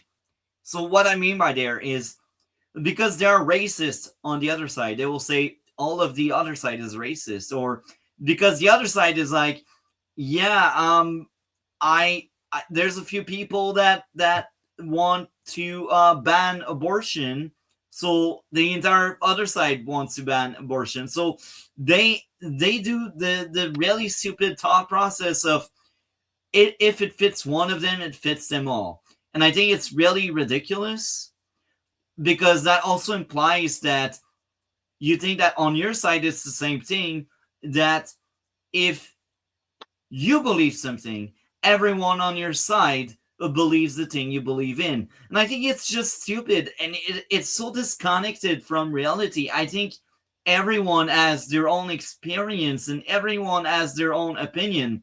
I think most of the people, whether it's left or right, they will align on a few things in common, but I think each of our living experience defines truly our opinion and who we are as persons. You cannot just say, "Oh, he is right wing, therefore he is all of these things." I think the moment you start doing that is the moment you're wrong, and you live in an alternate reality. That's how I view it. That's how I feel it. Am I crazy to think about that, Dragon? No. So mean, so I will also share a bit of experience there. I got a friend. We align on a lot of things, and yet, because he likes to plant trees and he is a great zealot on that one or two aspect about nature, he votes for the Green Party. And yet, that friend aligns with so much things I believe in it. Like, he believes in closed borders. And he also believes that people should be held accountable. So, like, he believes that cops are needed. They are around and they do their job. He actually likes the cops. So you see, he will vote for a party that has a lot of far left ideology, but he doesn't really adhere to everything. He adheres to parts of it. And this is the fascinating part, because he might be right leaning on a lot of things, but the environment and nature is actually far left. He believes in climate change and a bunch of things. So again, you cannot say, "Oh, because you fit that box, you fit every other boxes on your side." I think if I would present that friend I mentioned to someone I used to know, that someone I used to know may have his world shattered, because he will realize, dang, the guy has values and belief from the left and values and belief from the right. It doesn't add up. It doesn't work, and it's just fascinating. It's fascinating, as simple as that. So I guess now we can play more, but like dissent, this how they treat dissent. Let's mute it. Let's silence it. Ridiculous, but very accurate from the left, because they don't want diversity. They don't want tolerance to anything that doesn't align with their own values. This is the left. So now let's play more. Their homes and intimidate them. That is too far. Immediately, they received a swarm of people online responding to that statement, essentially saying, "You're supporting genocide. Shame on you," trying to turn their members against them and stir up animosity towards them with the effort of silencing them. And again, they eat their own, as you said earlier. So you leave in 2022. What is the final straw for you? At a certain point, I'm watching these things unfold, and I'm having these very troubling conversations in the organization. There's no resistance. There's no resistance, no public resistance to what's happening. And in 2022, they issued this statement saying, blaming the United States, blaming NATO, blaming Western Europe, for Putin's invasion of Ukraine. And at That's that point, I had just crazy. Putin apologism. Come on, I pause here. The left likes to blame everyone else. It's never their fault. It's never their group. It's always someone else. They escape. They dodge accountability by any means necessary because their own survival depends on them not being held to account or held accountable, I should say. I don't know what's going on with me. My brain is fried. This week was a crazy week for me. Anyway, again, it's a very interesting breaking point to realize how far these people went. Like, you used to align yourself with them, and then you realize they went further left than you could follow them, and this is the breaking point.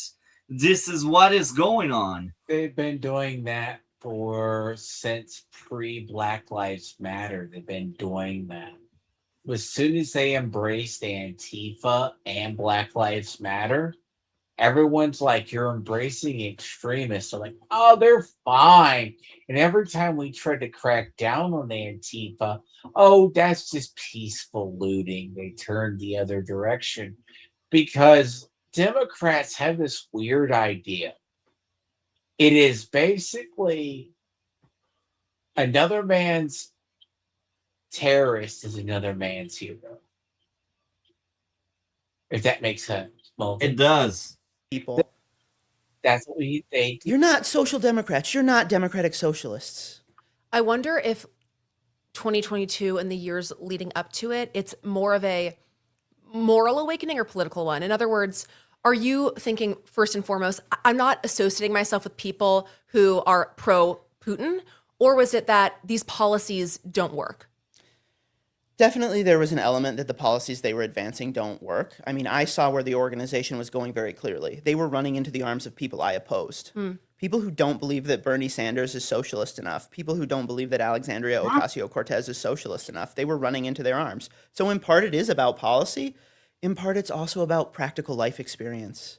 You can't work in the labor movement and not come to the realization that people are incredibly flawed and that these our institutions are so fragile and they're held together by so few adults in the room.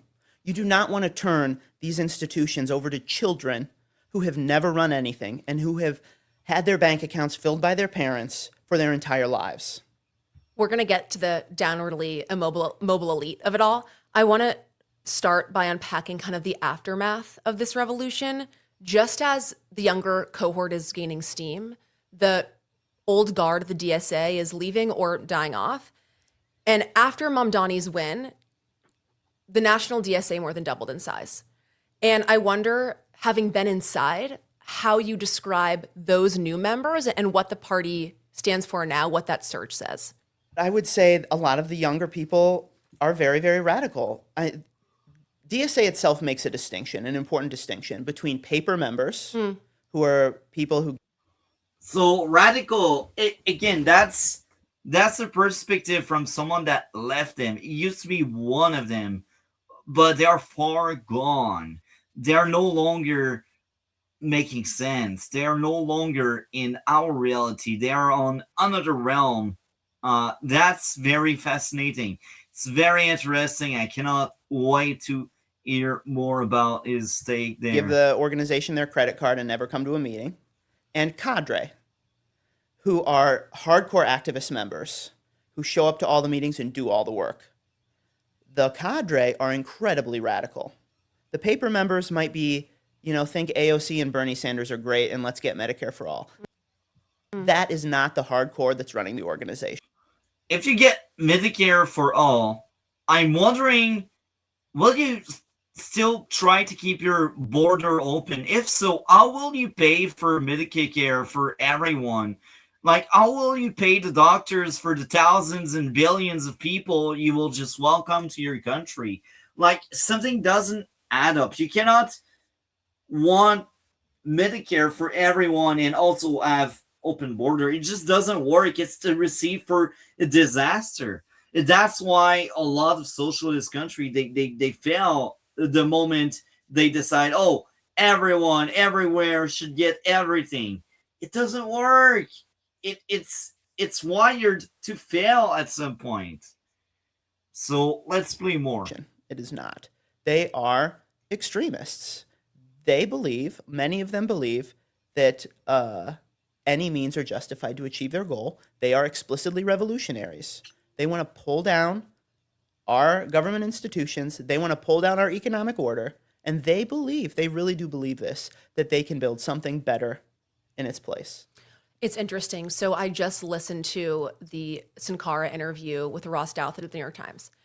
And it was a really enlightening conversation. And Sankara basically says, it is only a sliver of the youthful, transgressive sect of the DSA that would say they are communists. And that everyone is freaking out that the Democratic Party is becoming communist, but really it's just these super vocal.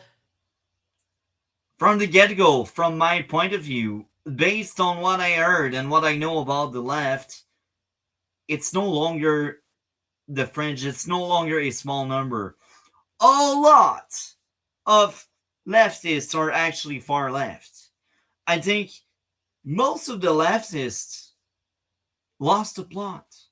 Simple as that. They just took the full swing. They just went so far left.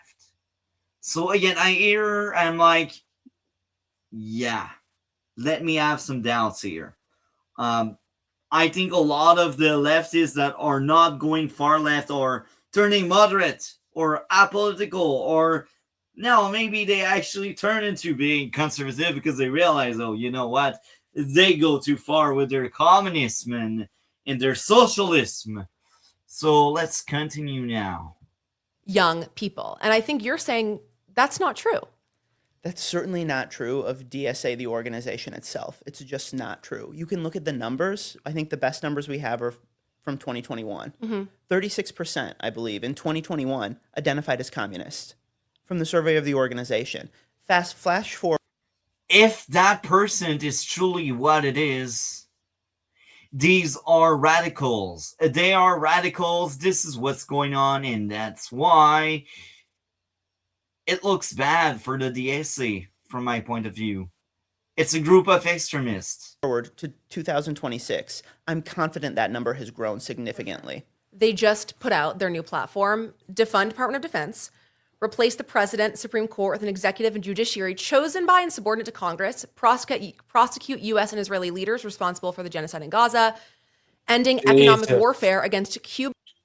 That thing with Gaza, I think, is ridiculous. It's another effing country. Why do you meddle in this crap?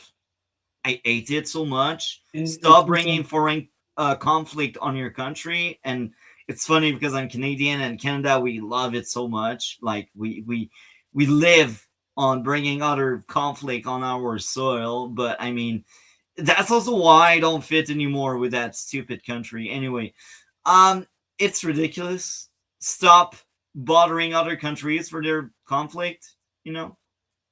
Except if you're Iran. Iran is really bad. Let's play more. But Venezuela and Iran, it sounds like satire, it's not, and a 32-hour work week. How do you think, what is your sense of how the average actually working class American feels about these statements? I think they the don't average give a crap about American just Israel. wants some functionality in our system. They want things to work well. People think this is crazy pie in the sky stuff, and they're absolutely right that it is. And it would unleash a degree of chaos and violence in our society that we have not experienced for a very, very long time. I want to talk about the violence that's kind of an undercurrent here, which is that, I mean, you shared with me this listserv, and there are people basically debating the virtues or lack thereof of people. I will also pause and share a bit of living experience. I am working class. I am surrounded by working class. And I will tell you this by experience. I am the only one there that's truly interested in politics. And I think that's one of the few issues where it should change. It's a big deal. Politics is a big deal. and more people should be invested and interested by politics. But the reality is, a lot of that working class doesn't give a crap about Israel. A lot of the working class doesn't even know what's going on within their own country. So I think it's out of touch. It's not living in the real world to think that the working class will worry about Israel. It's just not happening. Again, I'm a very thin, a very small minority of working class folks that really knows what's going on and that understand very well what's going on. It's not everyone else. And I strongly believe democracies would work far better if everyone was invested and interested into knowing what's going on. I think our voting and our decision would be very, very different. I might be crazy, but that's how I see it. So again, the working class doesn't care about Israel. So that's why I think the left is losing the working class. The left likes to pretend they are the working class, but they are not. I'm sorry, but if you have to worry about Israel, I don't think you live paycheck to paycheck. I don't think you will struggle to put food on your table. I just don't think that. I think people that are actually working class, they worry about working. Once they get home, they do their fun stuff, watching movies, playing video games, doom scrolling, anything that can entertain them. They will not sit through a documentary about Israel or about politics in general. They won't get invested. That's how they are. And I might be wrong, I might be crazy, but I think most of the working class doesn't follow what's going on. By experience, with my co-workers, my wife, she is also working class. I'm the only one there. So again, if and that goes back to what I said a bit earlier about if you fit something, that doesn't mean you fit everything. That may be counter intuitive because I just said most working class don't worry about that. But again, I think they have other interests in politics in general. It might be crazy to say that. So let's play more of that. Like Luigi Mangione, of Elias Rodriguez, who shot the Jewish couple in DC. Did that happen because of this kind of youthful takeover, or is it something else? I think that's something else. The youthful takeover is certainly part of it, but what scares me is I think it goes much beyond even DSA. I think affluent, high-propensity Democratic Party voters have been radicalized. I hear people clapping for open borders not in DSA meetings. And it's crazy. That shouldn't be happening. Like, we had borders for a reason, just for social cohesion. There are cultures that just don't work together. They don't match. They don't fit. And I think if you talk about the Western world, we were created with Christian and believers and they believe in God and Jesus. I don't think it fits well with Indian. I don't think it fits well with Chinese or Japanese. I don't think it fits well with Muslim. Yet they preach open border, which is fascinating.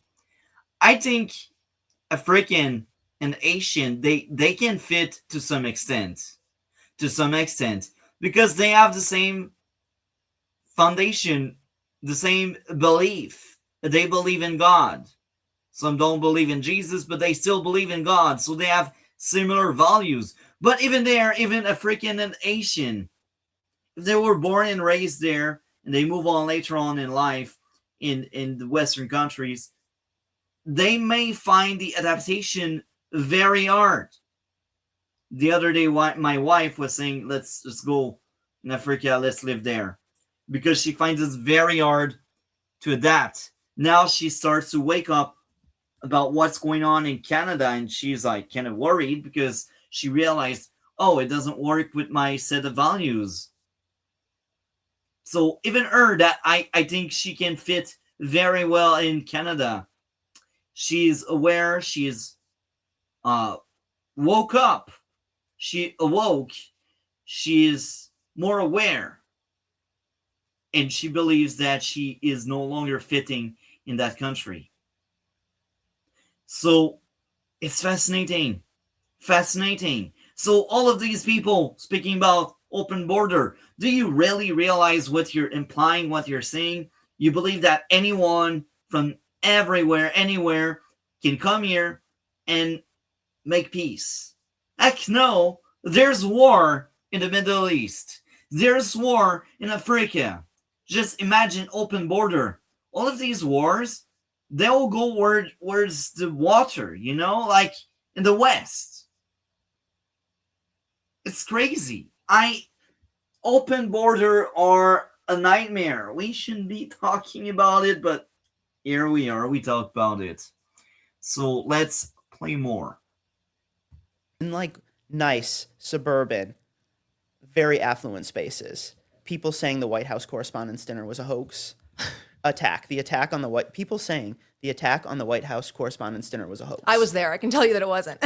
Yeah. Yeah. There's just this deep conspiratorial thinking that has taken over the Democratic Party. And people think they're immune because they have PhDs and master's degrees and lots of money. No, you're not immune, people. I see it with my own eyes. It's incredibly difficult to confront.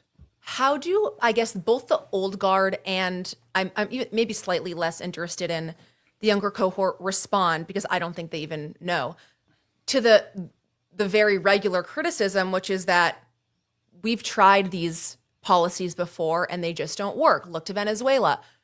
So I can say that some of the younger members who are now probably, closer to my age than the youngest members in the organization, but people who are young 10 years ago, they're down for this. They're down for support for Cuba and Venezuela. It's pretty clear. I think, there was an incident where some DSA members went on a trip to Cuba and met with the Cuban regime. 2 of the members of that delegation met with the opposition. And I can tell you they were viciously attacked for meeting with the Cuban opposition. And I don't think they want to talk about it even now. But Viciously attacked by DSA by DSA, members. absolutely. By DSA members. Absolutely.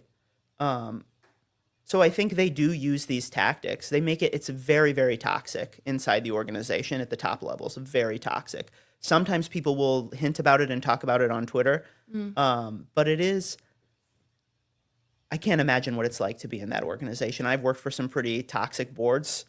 I can't imagine what it's like to be in that room, and I'm shocked that people haven't come out and Blown the whistle. blown the whistle. Exactly. Do you think they're just scared?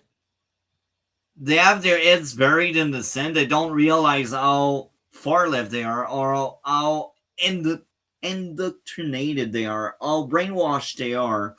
They don't see it. They don't realize it. And it's so much parts of their identity now that speaking up would be like speaking against yourself and admitting maybe you might be wrong, because if they are too far and you follow them, maybe you are too far as well. It's fascinating. It's very interesting. I think that's why they don't come out. It's because they align too well with the crazies. I think there is a lot of fear. A lot of people, they work in these NGO spaces affiliated with progressive movements. I think that they're very concerned what would happen to them if they can't, they could lose their livelihood. Yesterday's results suggest that even in a purple state like Michigan, the party has, the primary voters, let's say, has an appetite for a level of progressive populism. And I think it's tactful that El Sayed did not run as a DSA member or was endorsed by the DSA in the primary, because that gives him an opportunity to kind of be a moderate in the general. And I wonder if you think he has a chance in the general election. I think there's a lot of noise from places like Ann Arbor and New York City that can misread the mood of parts of the country that it's very disconnected from. So we could see a world in which realignment continues, and you see more working class voters of all kinds start voting for the Republican Party because the Democratic Party has become so disconnected from its traditional base, so unmoored, and That goes back to what I said. These people worry more about effing Israel than they worry about how do I put food on my table? How do I unleash the free market so everything gets cheaper? So that's why the Democrats are losing the working classes, because the working class doesn't care about the same kind of things. They don't have the same kind of degrees. Therefore, their interest doesn't always align with the scholars and the degree folks. So there's a divide. There's a divide there, clearly. It's happening, it's going on. so crazy. I'm nervous. I'm going to do everything I can to help get Mike Rogers elected and to try to stop these people who are willing to run on a ticket with explicitly pro-Hezbollah people. I will also add this. If you are working class, there's a lot of chance that you need that job to live your life. And maybe that's one of the reasons why you didn't go through with school, or you didn't see the interest, because you really wanted that money right now. So that's another factor. And for someone that works hard and that really wants that money, do they really want a government handout? I don't think so. I doubt it. I think they will work hard to get the money they deserve, and they don't want the government to play around with their money. And this is why they get far away from the Democrats now, and they are slowly turning into Republican, because they realize, oh, maybe the Republican, they want still as much money from my pockets. Maybe that's the thought process behind all of that. So let's play more of this. People who are willing to give political cover to terrorists, who are willing to sympathize with terrorists, who are willing to sit in a room and pal around with Maoists, people who worship a guy who murdered tens of millions of people, put people in prison in horrific conditions, people he knew well personally and had been friends with. These are not people that you idolize. I am not going to support any Democrat ever who is willing to back Abdul el-Sayed. I will fight you people to the ends of this earth. Haley Stevens should be ashamed of herself for endorsing him. Ashamed. She knows better. Her staff knows better. So why? I mean, I understand you can't get in her head, but why? Their base is very radicalized. We saw what happened. There was a venue that canceled the Stevens event. I'm sure they got tons of calls, tons of angry phone calls from a deranged mob of people. This is the Democratic Party base now. There are some people who are standing up and saying no, but it's a handful of people. Early polling data here in Michigan basically indicates that Abdul el-Sayed won with, surprise, young, suburban, white, and college-educated voters, and Haley Stevens, his moderate opponent, won with working-class, rural, and black voters.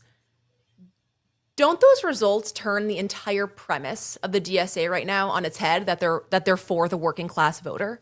Absolutely. They're not. You can look at the organization itself. It's made up of very affluent, very culturally affluent people. The DSA doesn't represent working-class people. They don't know how to run a union even. They're going to drive the Democratic Party in a very dangerous direction. And it's not something that I want to see or that I'm happy about. But we do not live in a vacuum, and people who actually want to represent the values of this country that a majority of people hold have to make a choice right now. You've known el-Sayed for a while now. I wonder, other than him recently blocking you on Twitter, what you make of him. I've met him several times. I worked for his dad for quite some time. I know his dad very, very well. My view is he's an arrogant elite who believes he's owed this, and that's what's fueling him. And, you know, I'm going to do whatever I can to try to stop him because I think he's absolutely unfit for office. I'm not surprised. I think a lot of these Democrats, they are unfit because they think they are better than everyone else. And in reality, we should all be humans. We should all be equals to some extent. The moment you think you are better than everyone else, I do think is the moment you are not. And that's the moment you actually become worse, because that arrogance can lead to your downfall. And it's really bad. But that person they're speaking about, also, yeah, I'm actually curious to look into that person.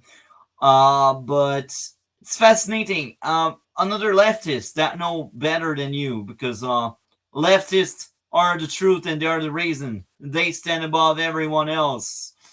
Let's play more of that. What has been astonishing for me to watch is that there's a huge effort to expose the dark contours of this organization. And they don't make it hard, by the way. Like, you just read their platform and there's a million things that common sense people disagree with. And then if you do even a little bit of digging, you find blatantly anti-Semitic, pro-China, pro-Iran messaging on their messaging boards, everything. And yet, no matter how fantastical the view is, it is never disqualifying. Why is that? My fundamental view on this is that there has been an effort in academic spaces to forget the history of the 20th century and to make anti-communism a dirty word. Even to forget the history of the 20th century, of socialists in the 20th century. The majority of American socialists in the 20th century became ardent anti-communists. That is, unfortunately, a missing tradition. The anti-communist tradition is now gone, and there's no prohibition on all of the. It's gone because there's too much pro-communism messaging. China took over our institution. Mostly in Canada, that's truly the case, but I also think they have their paws, their claws in the USA, because they also have their claws in the UK and in Europe. So I think it's globalized in everywhere you can look at. And it's sad. It's disgusting. People should remember the hammer and sickle took so many lives. The communists are dangerous. They don't want your freedom. They want to strip it away so they can exert more control and they can remain on top until the people are no longer playing the game. And it can take years. Look at China. Almost 100 years of whatever that's going on there. And a lot of these communists, they want that, but they want to be the ones in charge. So they're the ones that have all of the advantage of being dictator and that kind of stuff. And they will use the people and how gullible and naive people are, and they will turn that against the people because they know if they gather enough support, they will get it. And once you got it, it's too late. So let's play more. These crazy ideas. And almost everybody who remembers how bad this was, anybody who fought the communists in the labor movement in the United States is dead. So James Carville recently said, you know, if Hassan Piker is a major force in the Democratic Party, I'm out. And I kind of laughed because it was a picture of everything wrong with the establishment. For one, Hassan Piker's fans don't know who James Carville is, and everyone acting like, oh, thank God James Carville said this, just shows how out of touch they are with the reality, because Hassan Piker is a major force within the Democratic Party. And I wonder what the establishment is failing to see and understand about this organization. I think the establishment is just incredibly weak at the grassroots. There's no there anymore. And DSA is the opposite. They have a lot of infrastructure. They have very good infrastructure. They have media infrastructure, and they have volunteers that will turn out, that are diehard ideologues who will do this incredibly hard and difficult work. Right. And the Democratic Party is a shell. The unions are a shell of their former selves. And everyone is just going to fall in line and go along with this because there's nothing left to the Democratic Party. All the energy, it's Hassan Piker's party now. It's Abdul El Sayed and Hassan Piker's party now. What would Democrats need to do to win votes back? I will answer that from my perspective. I think the only way is to purge all of the far left. You purge them. You don't let them have a voice. You exclude them from that. And then what you do, you do door to door. You ask people what they really want, and you try to have a consensus. You try to have a average. You try to compile and calculate what would sell people your ideas. Like, how can you convince enough of them?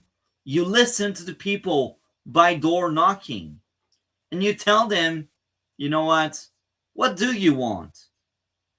You know, if you vote, and enough people are voting like you do, maybe you will get your ideas.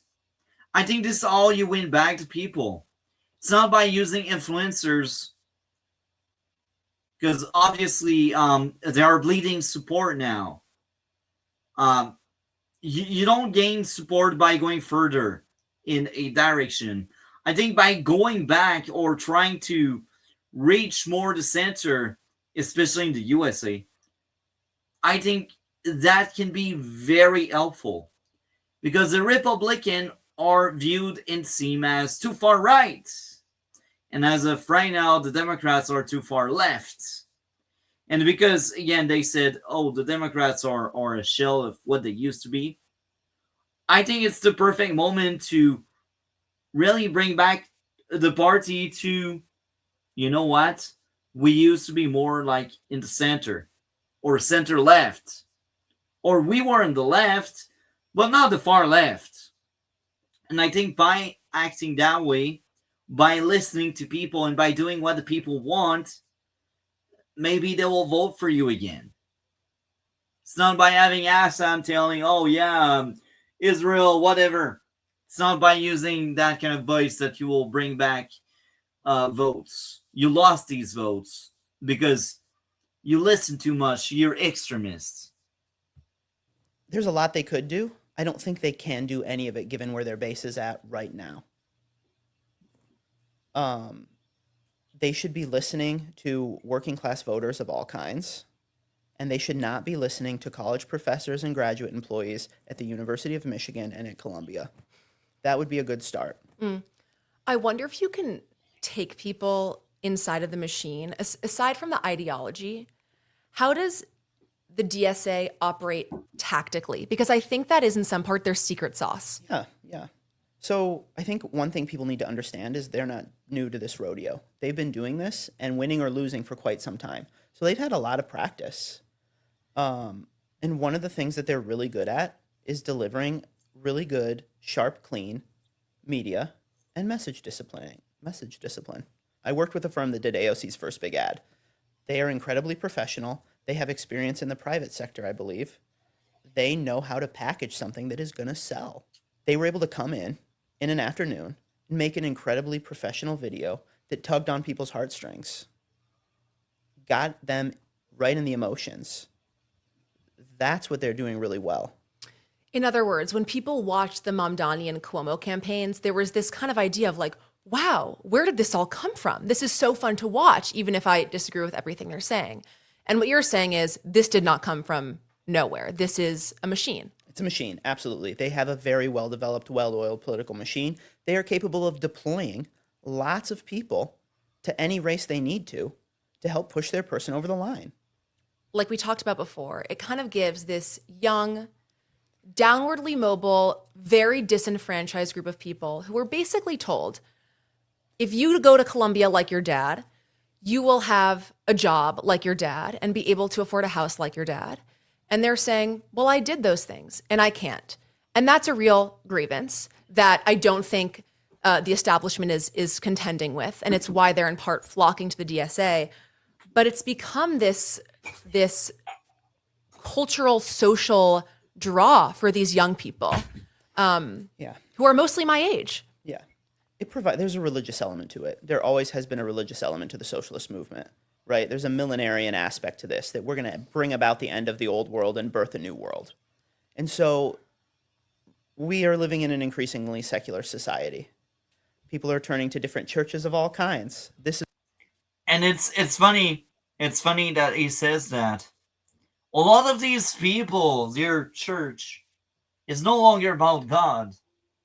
It's about how you can be the best activist there is to solve your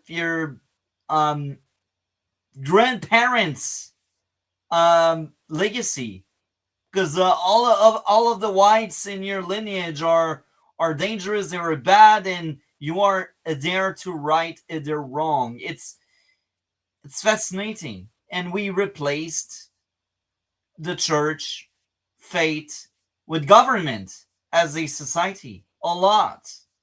This is what happens. There's always something to make the vacuum full, to fill the vacuum, as one can say. Fascinating, very interesting discussion they're having right now. Is one of the churches they're turning to. That's definitely part of it. And you're correct about they are downwardly mobile in relation to their parents. I think it's important to add. Like, in relation to most Americans, they're still doing incredibly well. And often it's because they're in this situation because they have made specific choices about what degrees to pursue at Ivy League universities. Like, you had choice, people. You chose to be where you're at. I think one of the more compelling arguments right now is that at least the DSA is offering messaging, even if the policies will not be effective, which they'll come to learn, about how to address the affordability crisis and about this large cohort of downwardly mobile young people. Yeah. And I wonder if the establishment sees that and why they're not trying to at least put some messaging forward that would maybe attract a cohort of those people. Part of it, I think, is the establishment has been in power for a long time, and you do get jaded about what you can actually achieve.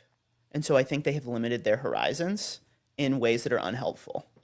I still think I'm very pro-capitalist, but you could absolutely have more social democratic rails and safeguards in our society to level the playing field to a certain extent without interfering too much in fair play. You could have that. That's not something the Democratic Party has necessarily established. The more you interfere, the more you will need to interfere. And the more you will need to interfere, the less people are independent, the less the people have the strength to push through and go higher. So socialism is a downward spiral where they forces you to accept anything that someone else decides, so everyone is considered even, everyone is on the same playing field. But no, it's not happening. It's not happening because then some of the people that were flourishing previously, they cannot flourish anymore. It's fascinating. It's fascinating. Establishment has necessarily been pursuing.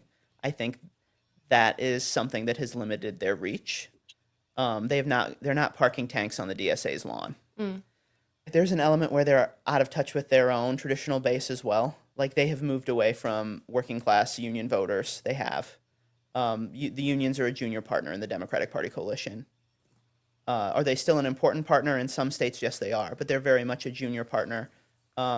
Where they might continue to have some influence is in the public sector. But I think that it just looks different. It looks much different than it did years and years ago, when the labor movement was a real kingmaker, and when the labor movement exercised some restraint on the Democratic establishment, which is not happening.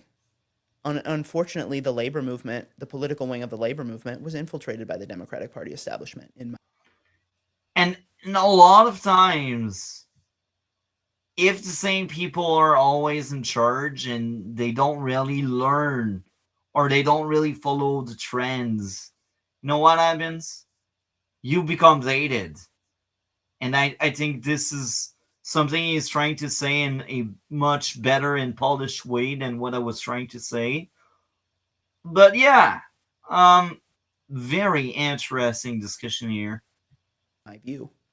And that when all these institutions become intermingled, they become very toxic and they're no longer able to represent their constituents. They begin to represent the party instead.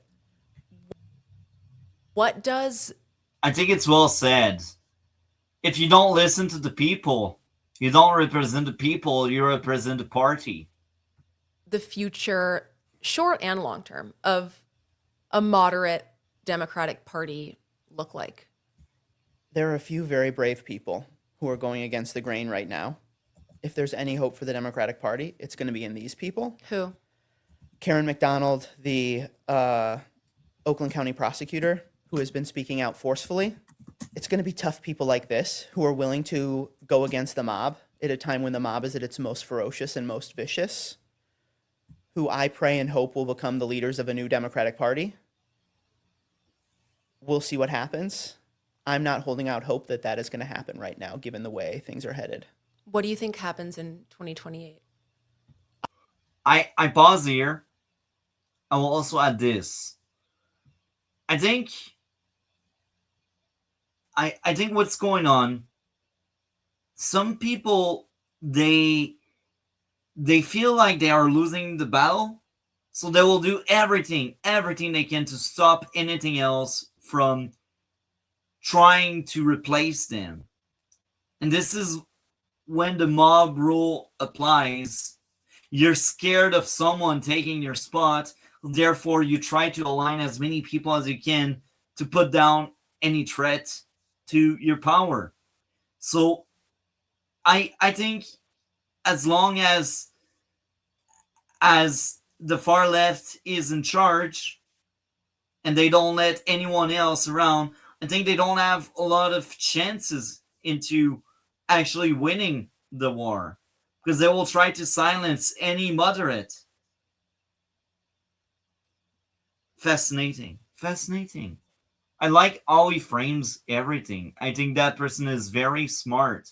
Smarter than I ever will be. I think we're going to face a situation where our choices are AOC or JD Vance. And this is a joke, but that makes a Trump 3 look not so horrific.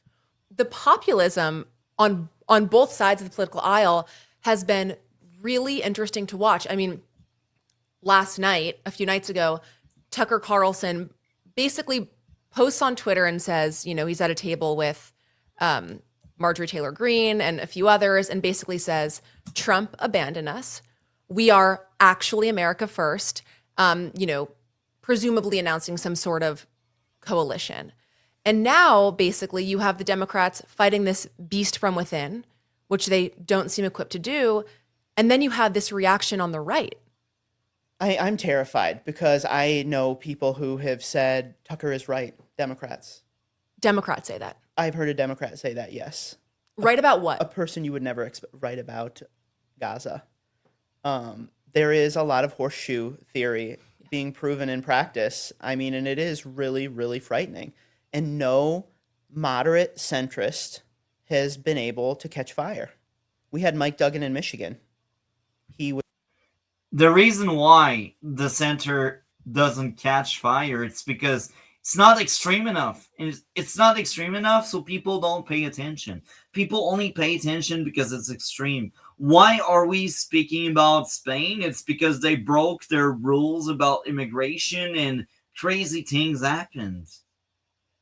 The common sense people, the people that are boring, they don't attract attention.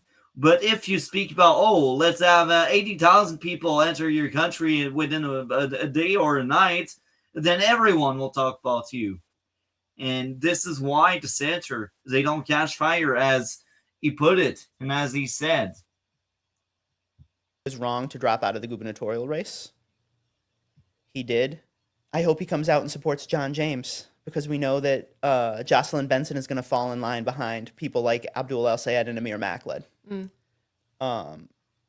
But really, we we haven't seen someone come out forcefully and say, I have an alternative program. Right. This is what it is. I'm an adult in the room. Do you trust these maniacs with your children's lives? That's the question to ask. And the answer has to be no. When you talk to mainstream Democrats who are opposed to the DSA but not speaking out, what is their reasoning? It's go along to get along. So I think everybody is trying to keep their heads down and survive. They're trying to do as much as they can to keep this under wraps so that they can present some unity going into the midterms. I think that must be the calculus. I have asked people in the labor movement, you've just endorsed Amir Makled, a man who supports Hezbollah, a man who retweets Candace Owens. They will not respond to me. They will not give me a response. I think they know how bad this is. But I think there must be tremendous pressure to do the expedient thing, to do the wrong thing. And people are going along and they are doing it. This is what I can't understand. Let's say you do believe in a 32-hour work week, in abolishing the Senate and the president, in ending arms to Israel. How does that so quickly become aligning yourself with pro-terror regimes? The idea that it is not disqualifying that someone is in cahoots with pro-Hamas people is baffling to me. And maybe that's naive, but I just can't understand how that happened. There's just such a degree of hatred for the United States. This view that the United States is a unique evil in the world. Mm-hmm. The same goes for Canada and the UK and the Europe in general. I think Western, they had it easy and they need to complain. It's so ingrained. I think it comes from higher education. Yeah. Absolutely does. I was trained by New Left historians who I don't think would ever have been this crass about it, but they were very left-wing. And I do think that there was, not entirely, I think that generation has much more nuance, but I do think there was a real prohibition to dealing with the issues of anti-communism in a serious and thoughtful way. And a lot of McCarthyism and red baiting is bad. And there were elements of McCarthyism that absolutely were bad. But don't tell me that I am a red baiter when you are prancing around dressed like Mao, talking about killing landlords. What is your message to the mainstream Democratic voter who looks at a ballot and goes down the D line and votes that way? My advice to them, what I would say is, first of all, get organized. If you want to fight this, you have to get organized. There are a few people who are willing to speak out, organize around them. Number two, I would say, do not go along with this. Do not go along with the Democrats who are willing to fall in behind terror sympathizers, terror supporters. Do not do it. There are plenty of moderate, thoughtful Republicans who love this country who deserve your vote. I would also say it's the time to have these fights out in the open, and it's going to be hard and painful. It's very difficult to do, but we could find ourselves in a situation where we're having to make incredibly difficult choices. Choices that literally will put our communities at risk, will put our financial lives at risk. The city of Chicago is borrowing to cover its operating expenses. This is not going to fall on the DSA kids. This is going to fall on hardworking people in Chicago. The mayor is DSA aligned. They will run these cities, they will run this country into the ground. Now is the time to make time. Jake, thank you so much for being here. Thanks for having me. And that was a very, very fun video there. Is the dragon here with us? Yes, I am. Yes. Any final thoughts, my friend? No, I mean, it's interesting when you see a movement that begins eating its own. Yeah. But it's more or less, I say, it's very strange. But it's just going to be one of those very weird cases. if the DSA aren't extremists as we portray them as. Yeah. So what do you have going on your end of the internet? So on my end, I have possibly next week is a couple of days with Genshin. For some reason, I need to sit down and finish out. Basically, I have stuff I have to edit and upload. That's the only thing I got planned so far. Interesting. So, in my end of the internet, we are playing Resident Evil 0 again. We are near the end. I don't know how long it will take me. Maybe a few streams. Hopefully this week I shall finish the game. Figure crossed. Tuesday with the Dragon, if you are available, we will do a 2-hour stream all about the second video you sent me. I'm excited about that one. The reviews are coming back very soon, in about 2 weeks. The reason why we put the reviews on pause for a few weeks is because nothing new of importance really came out. I've just seen one of the movies that just came out, the Only One Night, or I can't remember how they phrased it, but I don't think it's worth spending half an hour on it. That's why I don't really talk about that. Anyway, with that being said, I am Multi-Topic Talk. On this channel, you will find movie reviews, TV show reviews. You will find gaming stream live because they are unlisted after the making of the process and after the recording. The next thing is the reaction stream, like what we did tonight and what we are doing next Tuesday. With that being said, thank you, Dragon. I will talk to all of you later. Have a great one and see you soon. Talk to you soon.